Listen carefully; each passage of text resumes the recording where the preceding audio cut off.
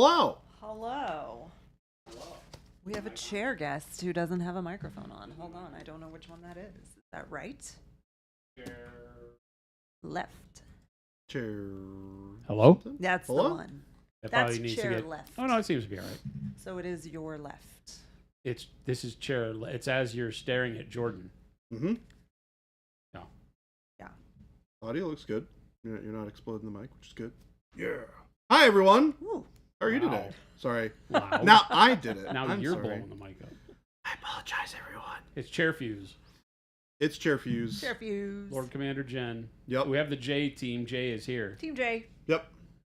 Team J in the house. So Oh God, you made him have to take a screenshot and read a piece of paper. I am very happy with the results of my test yesterday. A lot of steps, dude. Comma, too many steps. So what we're gonna do is we're gonna eliminate some steps today. That's a lot of steps, dude. You only have to paint like 500 of those, so maybe you want to make that 2 steps. Right. Well, to be fair, some of this is just like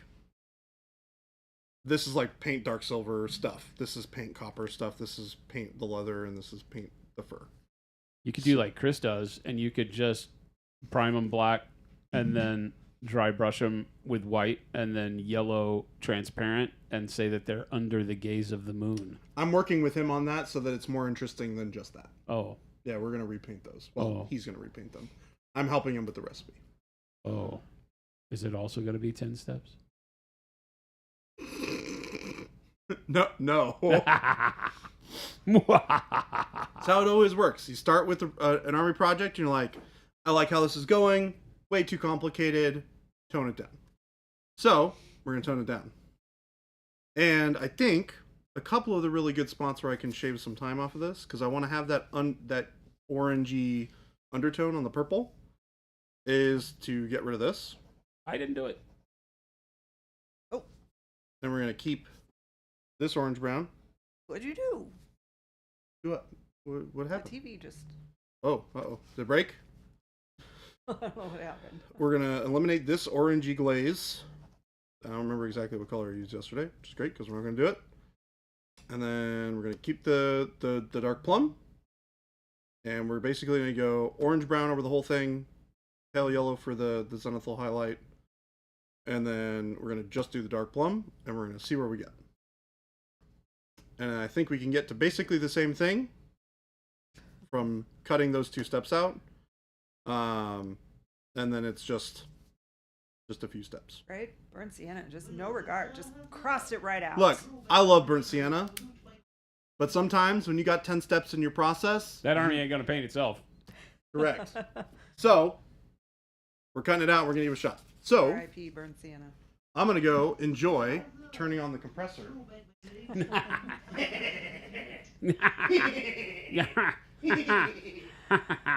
Blood tomato and voltage fat. So thank you for those subs. Blood tomato is 32 months, almost 3 years old. Ghost Hunter, it clearly says, don't eat the paint. It does not say eat the paint. That was Jordan. Hi. Yeah, we did. That was not the screen flickering. That was just me. All right, let's get some real bits. You know who won't paint themselves? Smaug. Correct. We have to have a talk with Baby J and his lack of focus. We have a plan. Ghost Hunter wants to know if Jordan knows how to 2-step. No. You don't? I'm just going to go out on a limb and say no. Nope. I have a plan though. One day every To week. learn a 2-step? You're gonna go to dance lessons? No. I'm gonna be honest. No. Not on my to-do list. Jordan is going to salsa lessons. We're paying for it. That'd be fun. We're paying for it. Jason's like, we are paying for it. You must go. So, of course, we're paying for it with his yearly bonus. Ballroom dance classes. It's like, sorry, Jordan, everybody else gets a bonus. You got dance lessons. I got That's your dance. bonus. You know, you got dance lessons. some people might be excited by that. You're I'm not? less excited about that. I feel like you really are. You just don't want to admit it in public. I feel like you're going to go home and be like, yes! I'm gonna tell you, there's a guy on TikTok who's local that like teaches dance classes, and they look so fun.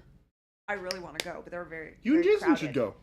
They're very crowded, and it's like hip hop dance. Jason would love that. I think he'd be great at it. I'm sure he would be great at it. I'm also very confident that he would really like it. I mean, he was in a hip hop band, so he probably has some moves that we don't know about. Oh, I got moves. Yeah, I got moves. Oh, I got moves. Ghost took ballroom dancing lessons in college and said it was exhausting. I mean, it's no Sounds joke. like good exercises. They are, like, if you watch Dancing with the Stars, that's some hardcore stuff. What's up, Mo? Love your face. I hope everyone's having a delightful Tuesday. I want Baby J on Dancing with the Stars. Oh my goodness, no. I think that'd be great. Dancing with the Twitch stars. That's what needs to happen at the next TwitchCon. Yeah, we're not of the alphabet level to go to TwitchCon, folks. We're still G-rate Yeah, internet stars. we've moved up a little bit, but not far enough. Remember when Tom Holland did the rain dancing? No. Now imagine Jordan rizzing. That's what the kids say now, right? Rizzing? I'm not. Oh. No, I'm not a kid, so I don't know. I don't know about that. I just found out today that people still use Snapchat. Really? People do? No. Some people have a hard time letting go, Jordan. You know what? That's accurate. Permission? MySpace still exists. Permission to ask a weird question. Granted. Granted. Is there a tutorial on how to paint a flush face, like in anger? Like a red cheeks. Not from Not us. from Not us. yeah, not from us. Put it on the whiteboard, Gabe. Gabe, whiteboard now. Gabe hasn't done much on the whiteboard lately. The whiteboard I is think full. the whiteboard is full. That's Whiteboard is why. full right now. So Gabe doesn't have to add anything more to it. Although we do have a company stipulation that says the whiteboard should always have more than we are capable of completing on it. Well, But I think that that's- makes Gabe not sleep well at night. There's so. also nothing that says that we have to have more space on the whiteboard to put more things. We just have to have more things on the whiteboard than we can do. So we technically don't have to add a second whiteboard to add extra things. Pretty sure he does have 2 whiteboards, though. 3 whiteboards. 3? No, well, yes, 2. Let's talk about adding an extra one. Doesn't need an extra one. Gabe, you can use the one in Jordan's office. There are The biggest one. 3 in of the them company is in your my office. office currently. MySpace Tom was the friend we all needed but did not deserve. You got a whiteboard wall. Yeah. They make paint. Whiteboard paint. We just paint a wall. Right all over it.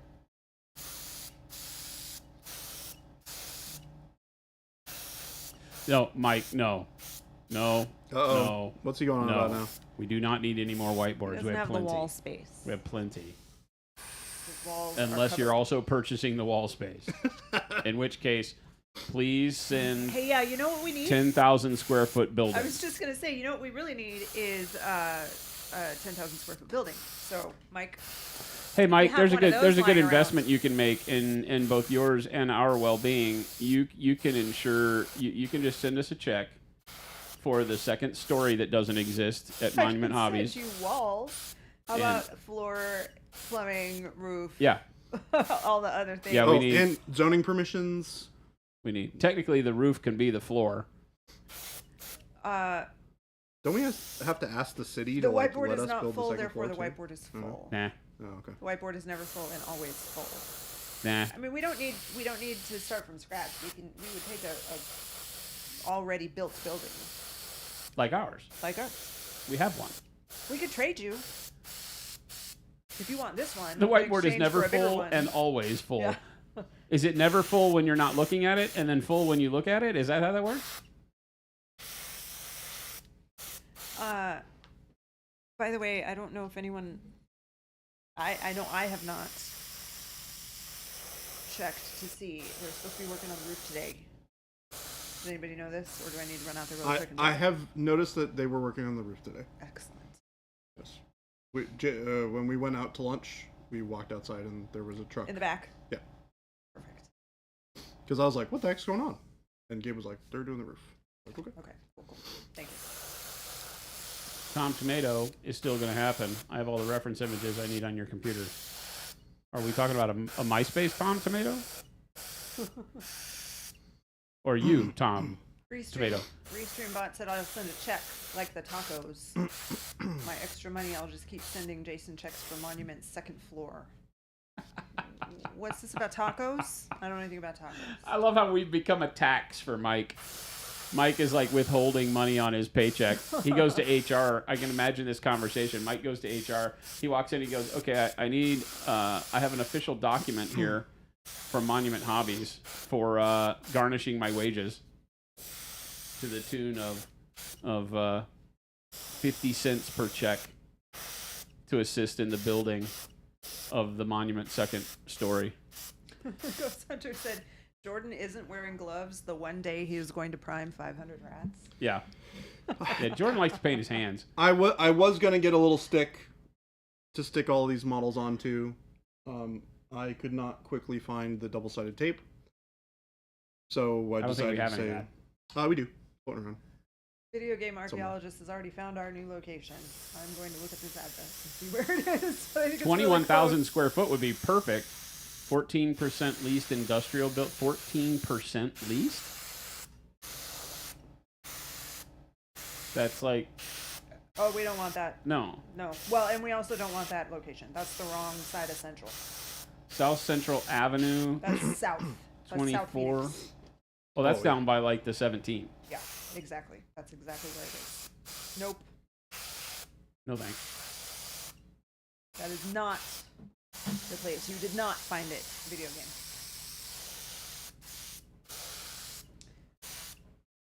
Well, Tomato said, yeah, I was going to make an image of that MySpace Tom pic, but his head is a tomato. Yeah. Why not? Just I feel like that price is high too. It's not bad. $190 a foot, but you guys thin down the primer before you use it? No. Do not thin our primer. It is formulated to be able to spray perfectly with no thinning. We do not use as heavy of a polyurethane as some others do, so it will flow effortlessly. And if you thin it, it will become, it will not be as strong as you want it to be. 14% leased, you have to share it with a holistic massage therapist. Done. I mean, I'm not really mad at that. I'm in. That's it. We're Say moving. less. I will be there and We're moving. be a patron of that business every day. Mike, we need a check for $2 million because we can cover the other half with the sale of the building here. But unfortunately, I don't think the value of our building has increased enough to cover the cost of that one on its own. I don't think the appraisal will come in unless we pay unless the appraiser likes banana bread, at which point in time we'd call Chuck for some bribe with banana and bread. pumpkin bread. We can bribe them with chat treats. I love it. So get Chuck and Jade on the horn. We're gonna need you to up those pumpkin bread numbers. We're gonna need them sooner rather than later. Sooner rather than later. I can't do that. I mean, I can send you a check. It won't clear, but I can send one. No, thank you. That's like around here. Jen used to always say, "Can I bring you anything back from the store?" And I said, $1 million in a moon rock. For years. Yeah. Jen and I have been doing this for over 9 years. 9.5 years we've been doing this. Yeah. We're on our way to our 10th year together. Yep. And in that nearly 10 years, you know what I've never gotten? Well, no, that's not $1 million in a moon rock. From Jen, I have never gotten $1 million in a moon rock to the point to where after year 8, I stopped asking. Yeah. You know why I stopped asking? Because you got one. Because I got it. You got it? Ruben. From Ruben. You got the moon rock? Ruben gave me a legit moon rock and $1 million bill. Yeah. So the $1 million bill part is the part like Mike's donation check. So Ruben, it'll bounce higher than the Empire State Building, but fair. Ruben is he ranks higher than me in that regard. Ruben actually loves me. Yeah. Jen just pretends. I do. What about me? I don't love you. Well, I mean, what do you give me except a hard time and a good morning every day? 2 questions. Two questions for people. There we go. Broke from, Jordan. Hoosiers. Hey, there's your example of how to paint a flush face. Yeah. That's so good. He turned all red. Yeah. Do you have a preferred PSI with your primer? We spray here Oh. in the studio in Phoenix, Arizona at about 22 to 25 PSI tops. And we never change it. It just sits at that PSI. The other day we looked down and the adjuster had been bumped and it was at 25. So I turned it back down to 22. But we keep it at like 22. Okay, so I also have some questions that have been typed in here. From Hoosiers, what tips do you have to not get distracted and finish an army? I get part way through an army, get bored, and start painting something new. There's a lot of different ways that you can approach it. I think you kind of have to find the best way for you. For some suggestions, starting with the things that you want to find this nice hybrid of working on the bad parts and then rewarding yourself with the exciting parts. Don't just paint all of the cool parts first. Because if you start with all the cool models, then you have nothing to get excited about later on down the road, and you're just sitting with 50 clan rats going, I hate my life, I hate my life, I hate my life, I hate my life. Start with those crappy things first because you're really excited about the project to begin with. That's why I'm starting with clan rats, because these are the least exciting models. I mean, these are actually pretty cool because the new sculpts are nice, but they're the least exciting of all the models that I have to paint. So I'm starting with these first, and then I'm going to move on to some other cool stuff. So like I'll paint like one of the characters or something, and I'll spend a lot more time on it. And then I'll do another unit of 20 clan rats, and then I'll do another character, and then I'll do another unit of 20 clan rats, and then kind of do it that way, right? And then eventually, towards the end, I'll just have a bunch of cool stuff to paint, and that'll be way easier. So I vote for be more like me and don't finish armies. There's always a better army than the one you're currently painting. Don't feel bad about it. The other thing that you can do as well, I'm on your side, is make sure that you have have all your recipes written down, have a plan going into it. Sitting down without a plan and starting to paint an army is a recipe for disaster. You can do it at the beginning, like yesterday. I didn't really have 100% of an idea of what I wanted, but I did that one test model, right? And when I got done, I was like, I could see my whole army being painted up like this. Let's do it. So from there, I went and, like I did this at the beginning of stream, I revised my recipes a little bit to save me on time, so that I could spend less time doing the actual steps. Well, and one thing on a serious note is that, like, we joked about it yesterday that I had to paint in 1 week my entire 2,000 points of Lumina. Can you show the viscosity of that on stream? Yeah. Somebody was asking about it before you pour it in there. Yeah. Here, I'll pour it back out so you guys can see it. And that was just paint and water? Yep, paint and water. But with regards to painting full armies, is if you go through and do like, you prime them all at once, you base coat them all at once if you have a uniform theme. Space Marines really fit this easily because you can base coat the entire army. If you take the time to do your base coating with a nice kind of off-color shadow, like when we were doing Daredevil yesterday, you do like what he's doing right now. You do the orange zenithal, brown orange zenithal, working up to pale yellow, I think you're doing. Yeah. And then you put the dark plum over it. His whole army will already have an interesting coloration to it right off the bat. So if you take the time to make your base coats interesting, rather than, let's say, you're just painting, if he was just doing these and all he did was base coat them in the plum color because that's the bulk of their color, like the banner and the cloaks and the clothing is all going to be this dirty plum. If he just based them plum, then the army looks a bunch less interesting right out of the gates. Spend an extra step to put an interesting color underneath your base coat, and then do your base coat, do a highlight, whether you're dry brushing, airbrushing, whatever. And then you have a full army. If you do that to the full army, you have a full army that looks like it's been started, right? Mm-hmm. And then one interesting thing you can do is paint the feet first with base coat. So if they have boots or other colors that you're going to have to paint there, get the feet close to done and then base the models. Yep. Because now you have an army that feels a lot more like it has a lot more progress on it than the time you've actually spent on it. You can actually put it on the table and play with it. And then you can start painting the details so that if you do get bogged down, if you do feel like you don't want to complete it at this point in time, start another army, do whatever we do as nerd hobbyists, your army still feels good every time you go grab it and put it on the table, right? It's like the cheating method to get yourself to where when you look at it, you feel like you've done more than you really have, rather than the standard, answer of base coat and then start base coating all the parts for every single model. So I'm going to do brown boots on every model. I'm going to do flesh on every model. I'm going to do all these things. That routine works for some people, but for other people it doesn't. If you're like me and that monotony in the routine really bums you out, then do something like I did with my Lumineth, was get them to 75% done. Yep. And now you have an army that you feel good about, and then you can go back and pick out the details as you want to continue to add to them and make them look better. That works really well. Question from Thigh High Stocking Lover.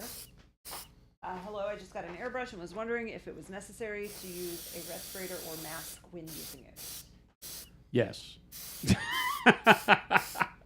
We always recommend that you do. Anything that gives airborne particulates into the space you're in, you need to be careful. Just depending, everybody has different, physical issues, especially if you have respiratory issues already. The nice thing with liquid acrylic is that if you are thinning it properly and working close to the model, there are not a lot of airborne particulates from liquid acrylics.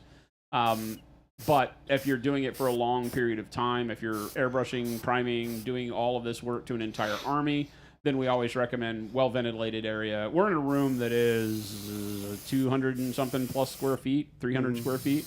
So the studio is really big. So we don't really have issues here. But you also don't see us spraying like 100 miniatures. So ventilation and mask are always good. Understand that for a mask, it really doesn't help unless you're using like a HEPA filter, like a real painting mask, because the particulates are so tiny that they're going to go right through those masks that, you buy for like at the Home Depot. Xenovon wants to know what the rat dudes are from. This is from Age of Sigmar. Skaventide. Yep. New Was it box called set. Skaventide this time around? Yeah, it's called Skaventide. Oh. Yeah. Have they overdone that term? It was like, wasn't that exactly what broke the old world? Was it? Yeah. They see me fishing. Have any of you had any problems with your primer flaking off even after letting it rest for a while? I bought a bottle a few months ago and it seems to happen to me no matter how long I have it set. Were you thinning it? Did you thin the primer? Don't thin the primer. Don't clean your models. One very light coat first. Yeah, do it in really three multiple light coats rather than one thick coat. All these are just kind of standard priming things. It was Vermintide, correct? Yeah, Vermintide. Which is basically the same thing. Spitfire Miniatures is looking for some tips on gluing sand to bases. Said my sand keeps turning clumpy and weird.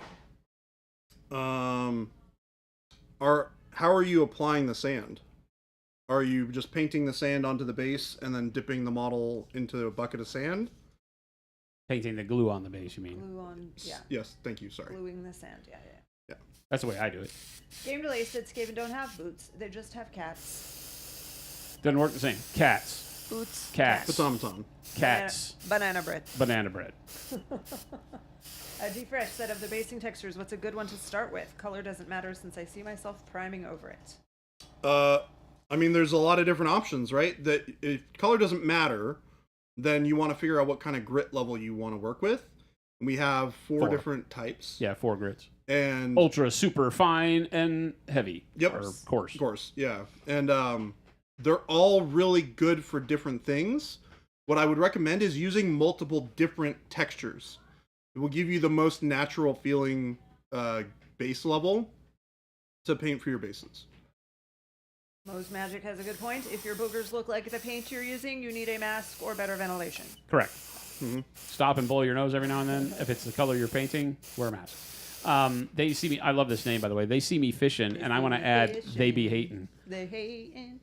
At first thinned, and then you had that problem, so you tried it without thinning and still had the problem. That's why you weren't sure about the PSI. PSI won't change that unless it's too high. You can try spraying closer to the model, thinner layers. You don't want to go for full coverage. The biggest problem that people do when priming is they try to do like you would if you were painting a color and they want to get opacity. You don't want that with a primer. You want to spray the primer on, be able to see the color of the plastic through the primer on the first layer. When that's dry to the touch, spray another layer very thin to that. When that's dry to the touch, do another layer. And by the time you've done like those 3 thin layers, you should have fairly good opacity. And then you go back and just touch it up like underarms and crotch areas where you didn't get a lot of paint. And then you go in and just blacken it out or use white or gray or whatever it is. The color primer you're using. I just had like the best idea. Instead of, they see me roll in, they hating. They see me fishing, they baiting. Look at Jen.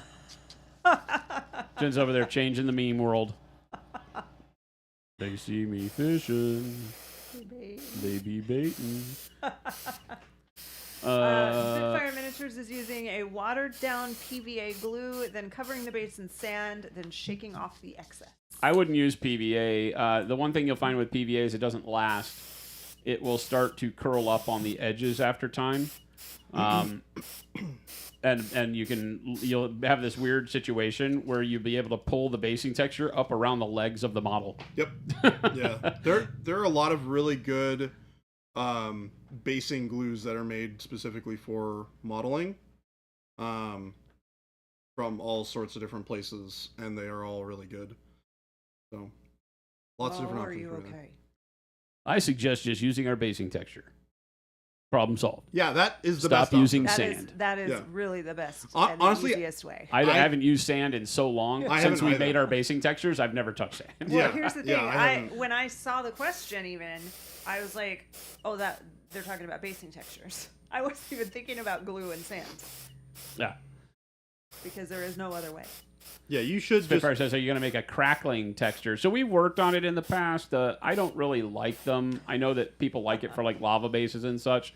I don't know that we'll do it. If I can find it in a way that works to my expectations, then yes.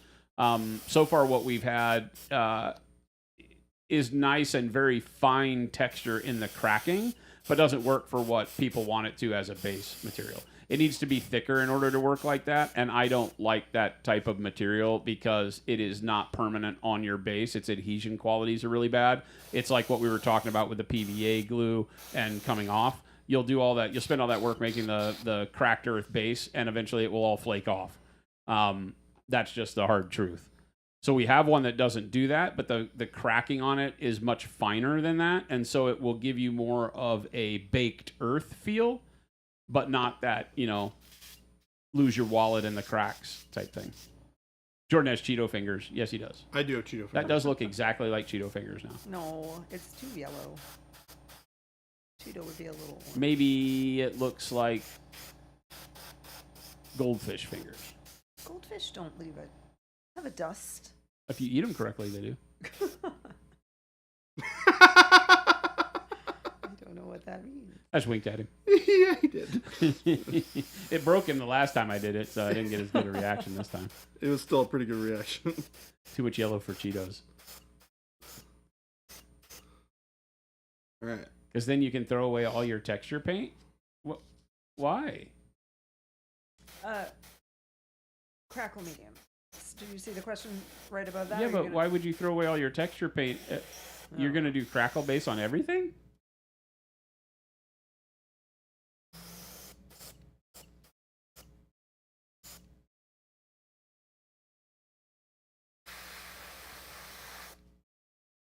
Goldfish Extreme. Yeah. They do. They're that's those ones we had, babe, that were the big ones. Well,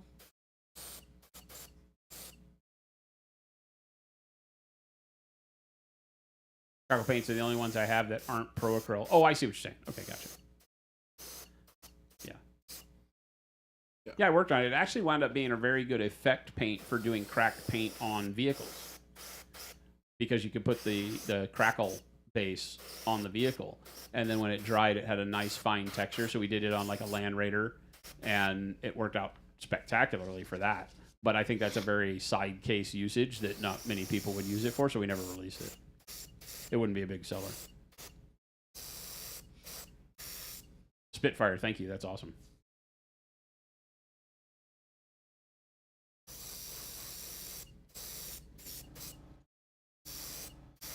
So how is everybody's week starting off? It's Tuesday. How's it feeling? Feels pretty good, actually. What's the Good week. consensus on this week? Whatever Feels week it is. like like at least Thursday already. Is this week 27 of the year? Feel like It's week 50. Wad. I'm sorry. Oh. I'm right there with you. Mine doesn't feel very good either. I'm just inundated with too much. Too much. Mo is also a bleh. It's kind of mid to partly cloudy. Why do you think I'm here? The only time you come here is when you feel bad? Mo, we want you to be able to come here when you feel great too. He's like, if I felt great, I wouldn't be with you guys. Dang. Today's been good, but not as good as Saturday's stream was. Ghost Hunter, I had a blast on Saturday. I'm glad we did it. You never know when to expect a Saturday stream. Sitting the tails. Mo says yes. Now cheer me up. I only come to this stream when I'm feeling bad. Now cheer me up. Is Baby J going to do fluoro pink for the Warpstone glow? Yes. Nope. Damn. Nope. Nope. I feel like fluoro pink would be the way to go. You need to have the new Warpstone, the better Warpstone than green. I like the green. Okay. I like green. I like glowy green. What's so wrong with that? Video game got back from New York to discover a horror scene in her chicken coop. Ah! Only one chicken left, a hole in the runs fence, and feathers everywhere leading out into the woods. No! Oops. Oh, well. What was it? Coyote. Boots, cats, stomped on. Sasquatch?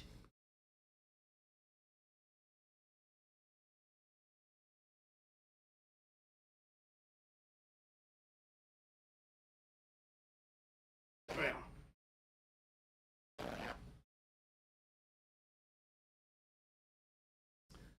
Coyote or a raccoon.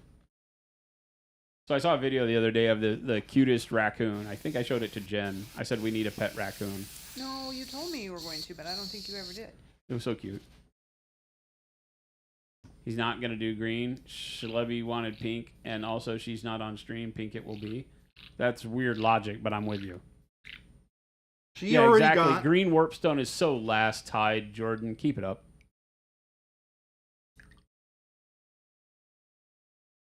Gotta get with the times, man. Vermintide, Scaventide, they just keep repeating the same stuff. Create something new. They do. Create a path for yourself, Jordan. Do pink. Pink glowing stones. I can't do it. Mm. I can't do it. Raccoons are mean as hell. Good luck.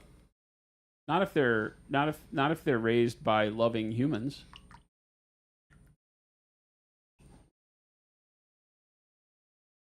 Pet raccoon required. Noted. Mike, I will hunt you down. Unless it's already, like, trained. House trained. Do you think you'd be better served, Sean O'John, just buying a bunch of PA right now? Or try to work your way through the Vallejo you have? I guess I'm asking, is PA that much easier to use? I never tell people, if you have paint that you're used to using and you still have it, then just start replacing what you need as you need it with the brand that you're wanting to try, like Procurl. I'm never going to tell you that it is so life-changing that you should just throw out everything you have and replace it with Procurl. Now, I will also say that what generally happens is that as you start adding Procurl to your collection, you will immediately start buying more Procurl because, yes, it is that much better to use. You know, so take those as you will. I would not force that on you, but that is something that people force on themselves a lot once they have Procurl. You know, again, it's fine art paint. It's paint made for art and for painting on three-dimensional surfaces, not house paint in a small bottle. And that is the big difference between us and 90% of our competition, right? So it just feels different because of that. It acts different, feels different, provides equal and better results than all of the rest of them. But the process of painting becomes more comfortable and fun with Procurl, which I think is why we believe that everybody really, you know, kind of fanatically loves the paint because it just makes painting feel better. Yep. Is that a good way to put it? Yeah. You know, I don't I know mean, that we that's- ever talk about it that way, but a lot it of what really we hear. is. The process of painting should be as great as the conclusion of painting, in my opinion, because art is something that is really about, it sounds cliche, but it is the journey of creating, right? Welding, for me, is more about the process of welding than the finished product. The finished product's cool as an idea, but it's going out and doing the cuts and doing the welds and cleaning it and doing all that stuff that makes it really cool. Same for painting. I just always want painting to feel cool as I'm doing it, not like a chore. So we make better paints that make it feel that way. All right. OSOB Paints is looking for suggestions on how to do horses. I've been struggling with the big, smooth surfaces looking mediocre. Tips for highlighting or providing some texture? So you draw a triangle, 2 circles, 2 cylinders, and some lines for the legs, and then you finish the damn horse. You know that meme? No. You haven't seen that? No. It's a suggestion on how to do horses, and it's like the meme where it shows the sketch, and it starts with all of the geometric shapes and putting them in the rough outline of a horse, and then the next picture is this beautiful horse already done. That's so funny. There's another one with an owl. The owl is like 2 circles and a bigger circle around it, and then triangles for the ears and beak, and then all of a sudden it goes to the next picture, and it's this beautifully detailed owl. Yeah. It's hilarious. The biggest thing with horses is to not worry about how they would really look, because a horse is hairy. Yep. But their hair is sleek, and their hair follicles have got an oil to them that causes it like almost like short-haired dogs, although I don't even think short-haired dogs that I know of can look as slick as a horse. A horse almost looks like it's flat surface sometimes. Yeah, they have really, like, it's pretty coarse, too, if I recall. It's, like, pretty coarse, but... If you go against the grain, short. because it's dense. Yeah, it's dense. I mean, they use horsehair for brushes. Yeah. But I would say that you just treat it like other surfaces. So more like if you were painting fabric, if that makes sense. Because you can give it as much texture as you like, but you can also just paint it as if it doesn't have texture to it. So I literally base coat it, and then a lot of times we'll treat it like a zenithal light, like what he's been doing here. I would base coat it with like, black brown if you're doing a brown horse, and then maybe go to, dark umber on top of that, and then maybe warm brown on top of that. And treat it like you would a zenithal priming, pre-highlight. And then off of that, do a wash to pull it all together, and maybe some dry brushing to give it some texture. They can be as easy as you want them to be and really look good. I did all the Rohirrim stuff, and those horses, that's how I did them. Except, actually, on those, it was even easier. I just did the black and white zenithal prime on them, and then I just used various versions of our washes over the top of the zenithal prime, and that worked really well. That was quick, because I was just painting those guys like super fast. Big Cheese said, wait, so I shouldn't paint my house with Pro Acryl and a 0.5 airbrush? I think you go should, for and it. you should document it Definitely. on video. Yeah. You'll be a TikTok superstar. You should definitely do that, because then following up on this, King Hammer 15 said, my wife and kids would appreciate it if you got rid of all your paints and only bought Monument. So I feel like you'd have to use a lot more Pro Acryl if you're going to paint your whole house with it. Yeah, So Kyle's do got that. skin in the game. He's our general manager. He needs a paycheck. But the painting your house with the 0.5 needle and the airbrush is going to do a couple of things. It's going to drive you and everyone around you nuts, and it is going to add the second story on our building. By the way, we had a guy in South Korea send us pictures of the side of it was a underpass bridge, right? Mm-hmm. That was a walk path underneath this bridge, and so it was narrow, but they had done it for some charity walk celebratory thing they were doing in South Korea, and he painted the whole damn face of that underneath with our paints. Oh, What? wow. Yeah, and sent it to us. Yeah, That's crazy. that was years ago. Huh. I mean, we did have a guy, a store that used to paint, or he painted a mural on his store wall with Painted our the store paint. wall mural with our stuff too. Yep. That's a lot of rats. That's only one squad. Not even a full squad, to be honest. Yeah, I know. It's depressing, isn't it? I have 80 total of these guys, Jade, hello. and I have in Jade. front of me 13 of them. a lot of rats. Hey, Jade, is Chuck around? We kind of need you both here, so let me know when Chuck's around. I need you both here for what we have to tell you guys. We've told you some stuff. We've volunteered. Volunteered you for some stuff. Tiger Shade. Lady B Miniatures, who's Jade?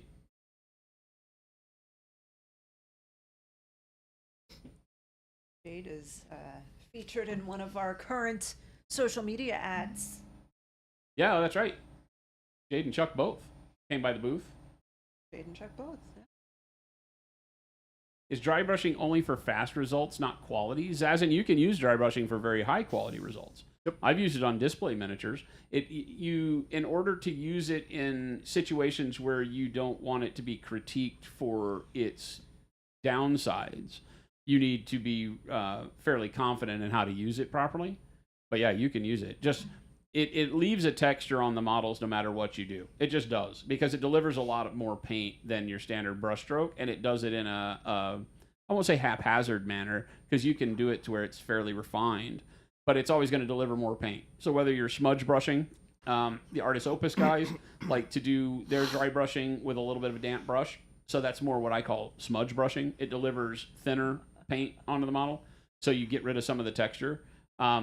But it will also lose a little bit of the quick vibrancy that you can do. So you'll do more coats. So you kind of make up for it that way. But if you understand it leaves that texture, then you can use it on things like fur. You can use it in situations like on stone, wood, like tree trunks and things like that, to really make painting them not only quicker, but to also have that texture that they would have naturally built in without a lot of effort. So it's a great tool in your toolbox for all time. Don't ever think that, oh, I shouldn't dry brush this. That's what noobs do. We talk about that all the time here. It is a great technique as a new painter to achieve a lot more than what I've talked about. It will just also have more texture than you want on things like flesh and metal and things of that nature, but it will get very good looking results from the 3-foot test when they're on the table being played that you just can't get without spending a lot of time and having a lot more education on painting. So I love it as a tool all the way through your painting journey. It's great. Poppy Chicken said, Baby J, can you please say, "Oh, rats," every time you have a terrible roll when playing with this army? Yeah. I would actually do the opposite and require my opponent to say, "Oh, rats," anytime I did something good. Like if you do something good, Jordan, then your opponent needs to be the one that says, "Oh, rats." I approve of both of these. I just think a whole table of people saying "all rats" every time Jordan does anything is what we need to do. All right, Christopher. Remember, write it down. We got to do it. I mean, Chris, that's already part of his regular repertoire. We're playing and copy that. We're playing a game on Friday. So copy that. All rats. Panic Bomb said, Jordan, there's been a theft. I'm stealing the Skaven workup. Do it. Do it. I dare ya.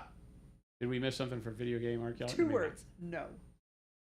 I need the budget method of Artist Opus's dry brush dampener. I was thinking a makeup brush cleaning sponge for a while. Anything. Wet paper towel works too. Jordan, there's been a theft. I'm stealing the Skaven workup. Well, he alerted us, so. And admitted it in public. That'll help with the trial. All rats, then play the Charlie Brown theme song.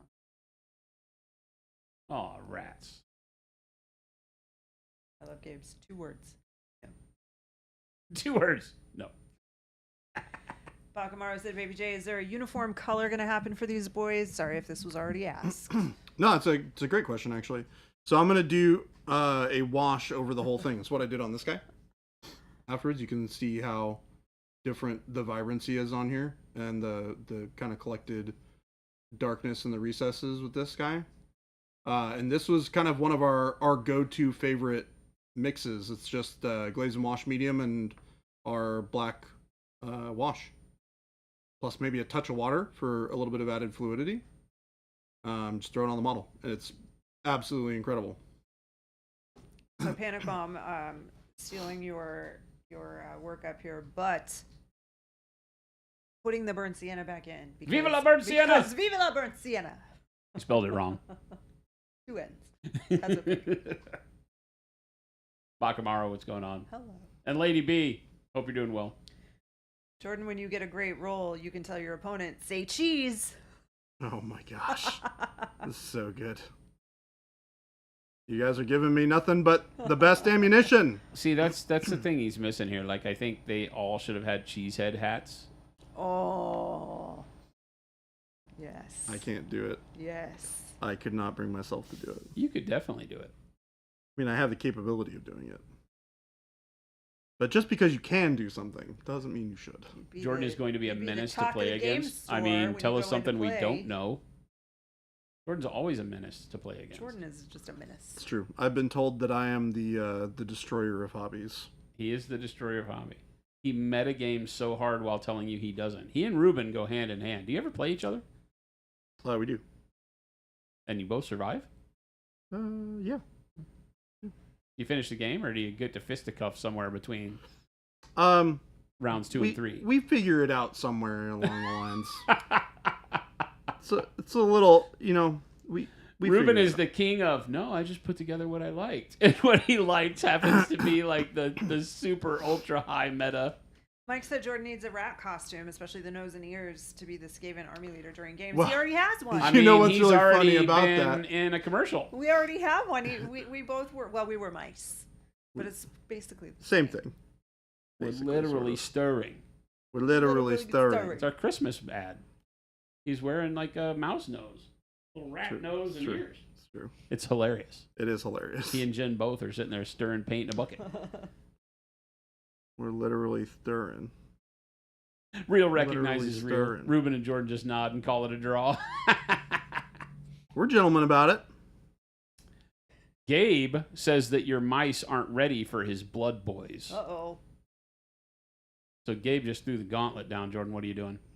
Gabe, prepare your hobby to be destroyed. Hey, Gabe, I'll be your friend and play video games with you when you throw all your miniatures out. Speaking of video games, I found a new one. Did you know? I think it's sort of new as a game. It's called First Descendant. Is that the one you were telling me that you were playing? Wait, actually? Yeah. Like, is that the one you were unironically? Is that the one that you told me that you were playing? I have been doing nothing but absolutely crushing that game for like a week straight. Okay, cool. Yeah. Yeah, it is that game. It's basically a ripoff of Warframe. It's a ripoff of Warframe and Destiny 2. I don't know that it ticks a lot of boxes that Warframe doesn't, because Warframe has that stupid everything looks like it's made out of rubber kind of graphics. Yep. That I don't like. So this one has more realism to it, but Yep. this one is decidedly anime, and I don't like that. It is Like all the stuff that you can get for costumes and stuff is like a panda bear on your back. It's like the stupidest junk. I don't do any of that. Yeah. I ignore all of that. Yeah. I just play with the standard skins / some of the cool like ultimate Yeah, skins. I did are like cool. the fashion frame stuff. Like you can get cool doohickeys for your Warframes, but they all just look way over the top and like total art disasters in Warframe because there's no coherence to any of the uniforms. Yes. Here you have that, but yeah, I'm just playing. Is it Ajax? Yeah. Ajax. I just started. I haven't even played an hour. It's great. If you have questions, let me know. It feels good. It feels like a good game. I Any ETA on the matte varnish? Sometime late this year. If it gets here by Christmas, I'll be surprised. Because we have the manufacturer of one of the components in it is having to custom manufacture the stuff, and they put us on a 120-day manufacturing cycle. So we can't even start to mix it and get it ready for bottling until we get that. And I think we're down to, like, Kyle can pipe in here, I think we're down to like 99 days. So however 3 months away before we can even start bottling. So that's a bummer. Papa Chicken said Jordan is that pro acrylic make of a contrast style paint, equal parts glaze and wash medium and water with just a couple drops of color. It's actually equal parts glaze and wash medium and paint with some water. And then Papa Chicken also says, could you show how it airbrushes over that yellow overspray on the table? Just wondering if it'd be good as a filter. I would 100% be good as a filter, and yes, I can do that here in a minute. Hey, what's going on, Rich? It's that time where you quit at work. Oh no, he's got the other thing. He too. literally just pulled this out of his butt, Jordan. So I want to. No. Oh, and got his fancy bow on.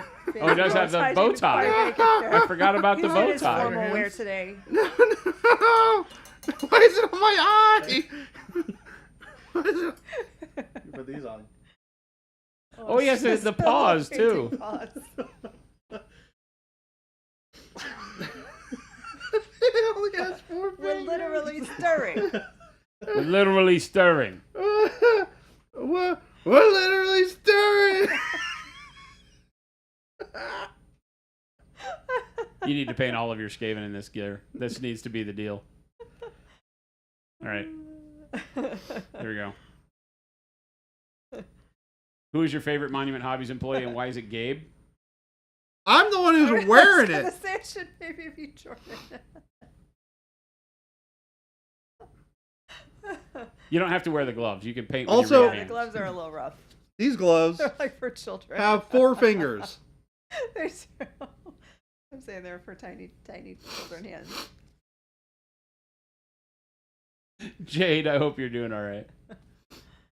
Out of all the streams I'm watching where the painter is apparently a furry, this one is my favorite. Yeah. Jeez. Yeah. Jordan, we catch him at all the furry conventions. The nose Don't might ask be why I'm upside there. down. Don't ask why I'm there. Circle is not required. Let's not look any deeper into that statement. Gabe just shows up. The nose might be upside down. I believe it is, yes. I am not sure which way is upside down and not on that thing. It's a triangle, Looks and like the triangle, yeah, triangle would top goes go at the top of over your like nose. this. So it's upside down. Yeah, it Okay, does look like great. upside down. Well, such is life. Baka, I said it last week and I want to say it again. My work weeks have been pure hell and running around 15 hours a day. I haven't been able to paint or really enjoy yourself, but the joy this little moment gave me was amazing. Baka, that's awesome. I'm glad to I hear love it. that we have those little sparks of enjoyment that can be like different people get different things out of the stream. Like some of you will come in here and be like, I learned so much about how to paint today. Other people will be like, we heard about eating children. Yep. Jordan, is this the same Jordan that talks to me on email? Yes. I mean, I don't know. well, What emails if- are we talking about, Shark? Emails to us? Then if yes. It's emails, if He's it's the only Monument Jordan Hobbies, here. If this email's to like the Yeah. North Pole for Christmas, that's not the same Yeah. Jordan. Unless he's moonlighting. Maybe he answers he might Santa's be, we emails don't at know. night at home. That way, don't have anything to do with that. Ho, ho, ho. The long pork stream win. I mean, it's been talked about on here before. More than it probably should be. So we are definitely on a list someplace. Were the children married at the time you ate them? Jade, you're painting a not little allowed to mouse talk right now, about like a mouse or a Skaven mouse. The Mises. I loves Mises to pieces. A miniature mouse? Or Were those children married at the time you ate them? We're not telling. That'll Don't never get tell old, and it you. is already like the deepest cut inside joke. Which one? The married children randomness. Oh, yeah. eating children is also. Also a deep inside joke. Jordan's Army should be able to squeak out a win. Yes, I love it. Keep them coming. I already absolutely crushed Chris the other day. Your rats crushed Chris. I did. His giants. No, he was playing. Oh, his goblins. Yeah. Gobos. The way he puts his goblins together, they're all going to get crushed. He just likes rolling tons of dice. He does. That's the thing he This really is enjoys 120 d6s that He's- all have to hit you on fives. doing. He also has the tiny dice for it too, if you recall. Chris is like, we don't need to talk about that on stream. This is Jordan, the hobby destroyer. Yeah. Oh no, he literally piled the rats on Chris and crushed them. He just poured enough rats on Chris to weigh him down. They didn't even play a game. Gabe said he did print out some really cool mice miniatures that he's going to proxy as Stormcast. Feels like a cool theme against Skaven. So Vince Venturella does his rat cast Eternals, where he took the Skaven heads and put them into the Stormcast Oh, bodies. did he? That's Yeah. actually hilarious. Yeah, it's pretty fun. Vince is a big Skaven guy. He loves Skaven. I don't know if he did a whole army or if it was just a unit, but I remember him making a video about it. It was really funny. His Skaven army is gigantic. You love that the spearhead for the giants is, wait for it, 2 giants. I mean, it seems formidable. It's Is not it the big small ones? It's the small ones. Oh, okay, yeah. So I was gonna say it can't be the big ones, can it? You can't get 2 of those in this game, can you? Seems like I know what I'm playing. Oh, it is a whole army with a non-metallic red armor? Yeah. Yeah, that's crazy. Yeah, 3 man crushers for the spearhead, he says. Those are still a lot of wounds. Yeah, how many? I don't know how many wounds those things have each, but they've got to be a decent amount. I think they're at least like 11, aren't they? I have no idea. Very possibly. Because Vince is insane. I mean, aren't we Yes. all? Also, yes. Aren't we all just traveling through life trying to find the right match to our insanity? Isn't that how this works? Well, Sometimes you get lucky and you get a whole building full of matches, like here. Yeah. Turns out, we're all the right kind of crazy.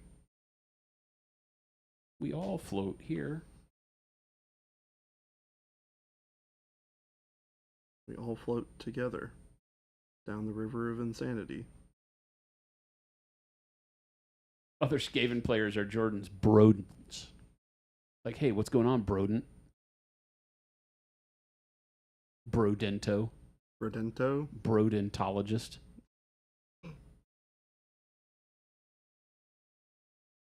You'll float too! The It remake movies were wonderful.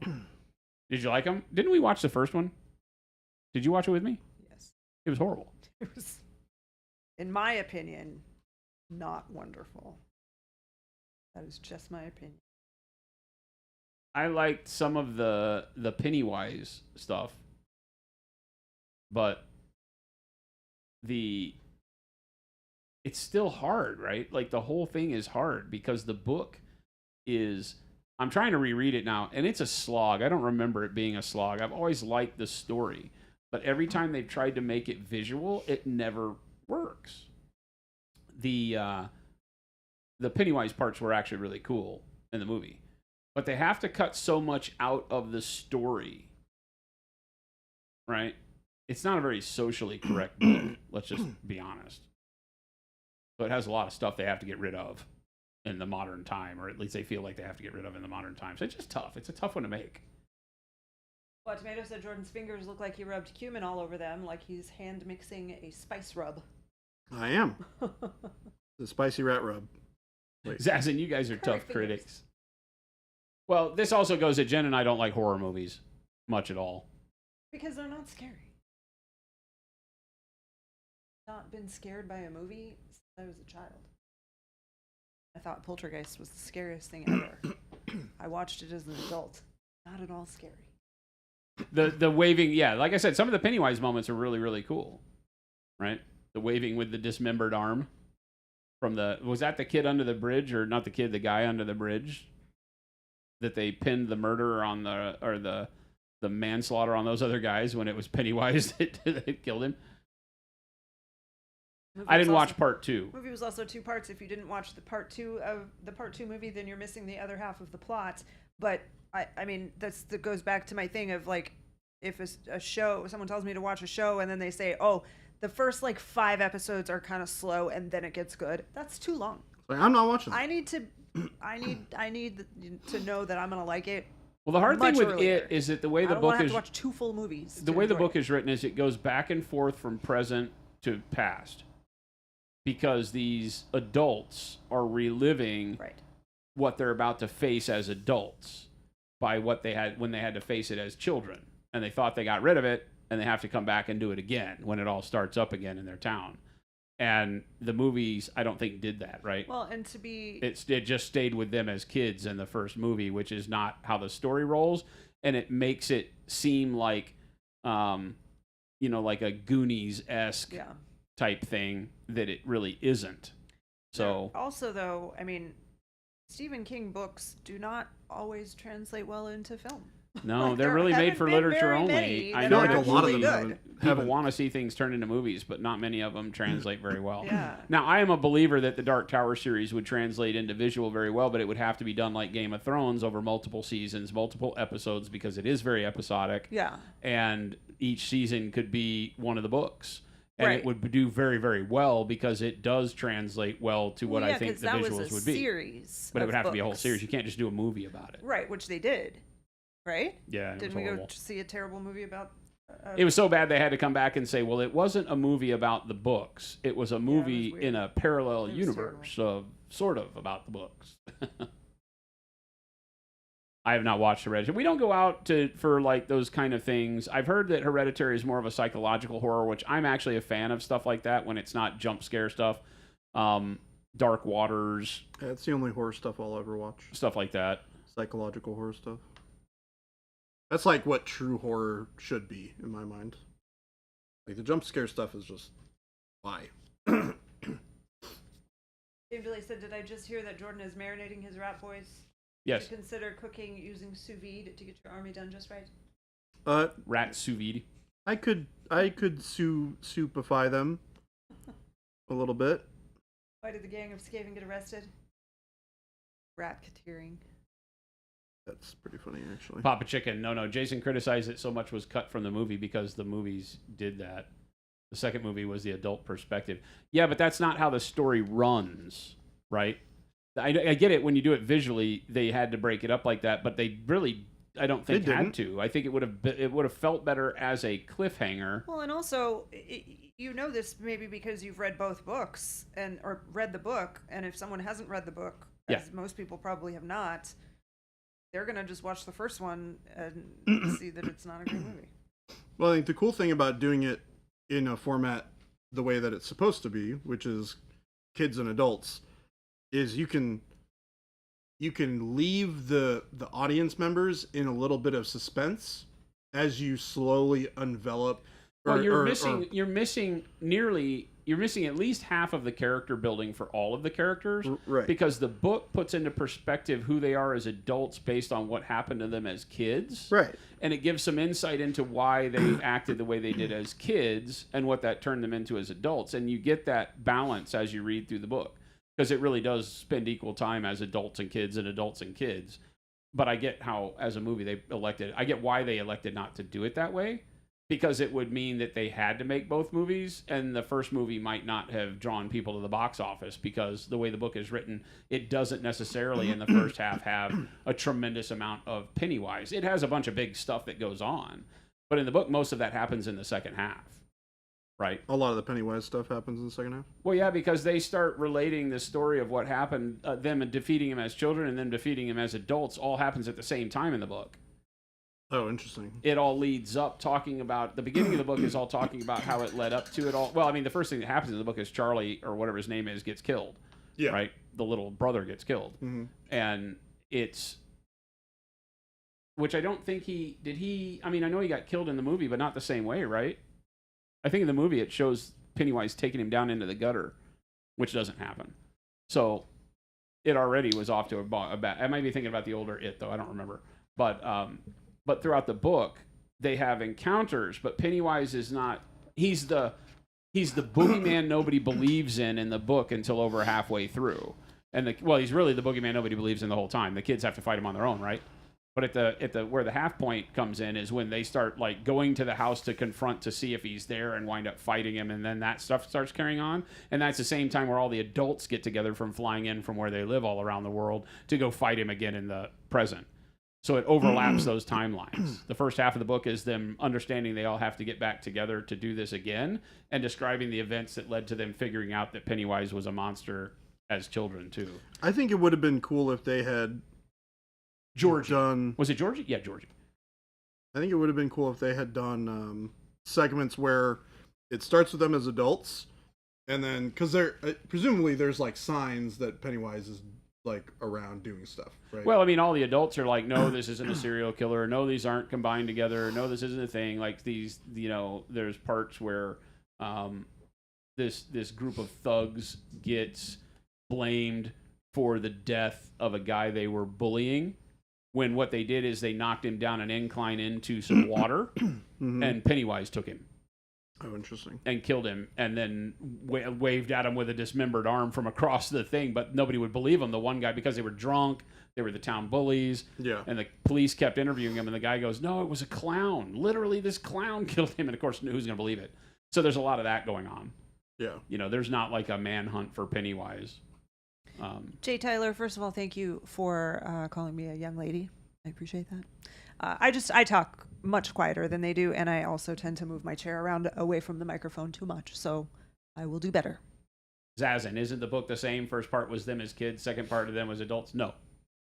No, the book is interspersed adult and child through the whole thing. It starts as children with Georgie being killed, right?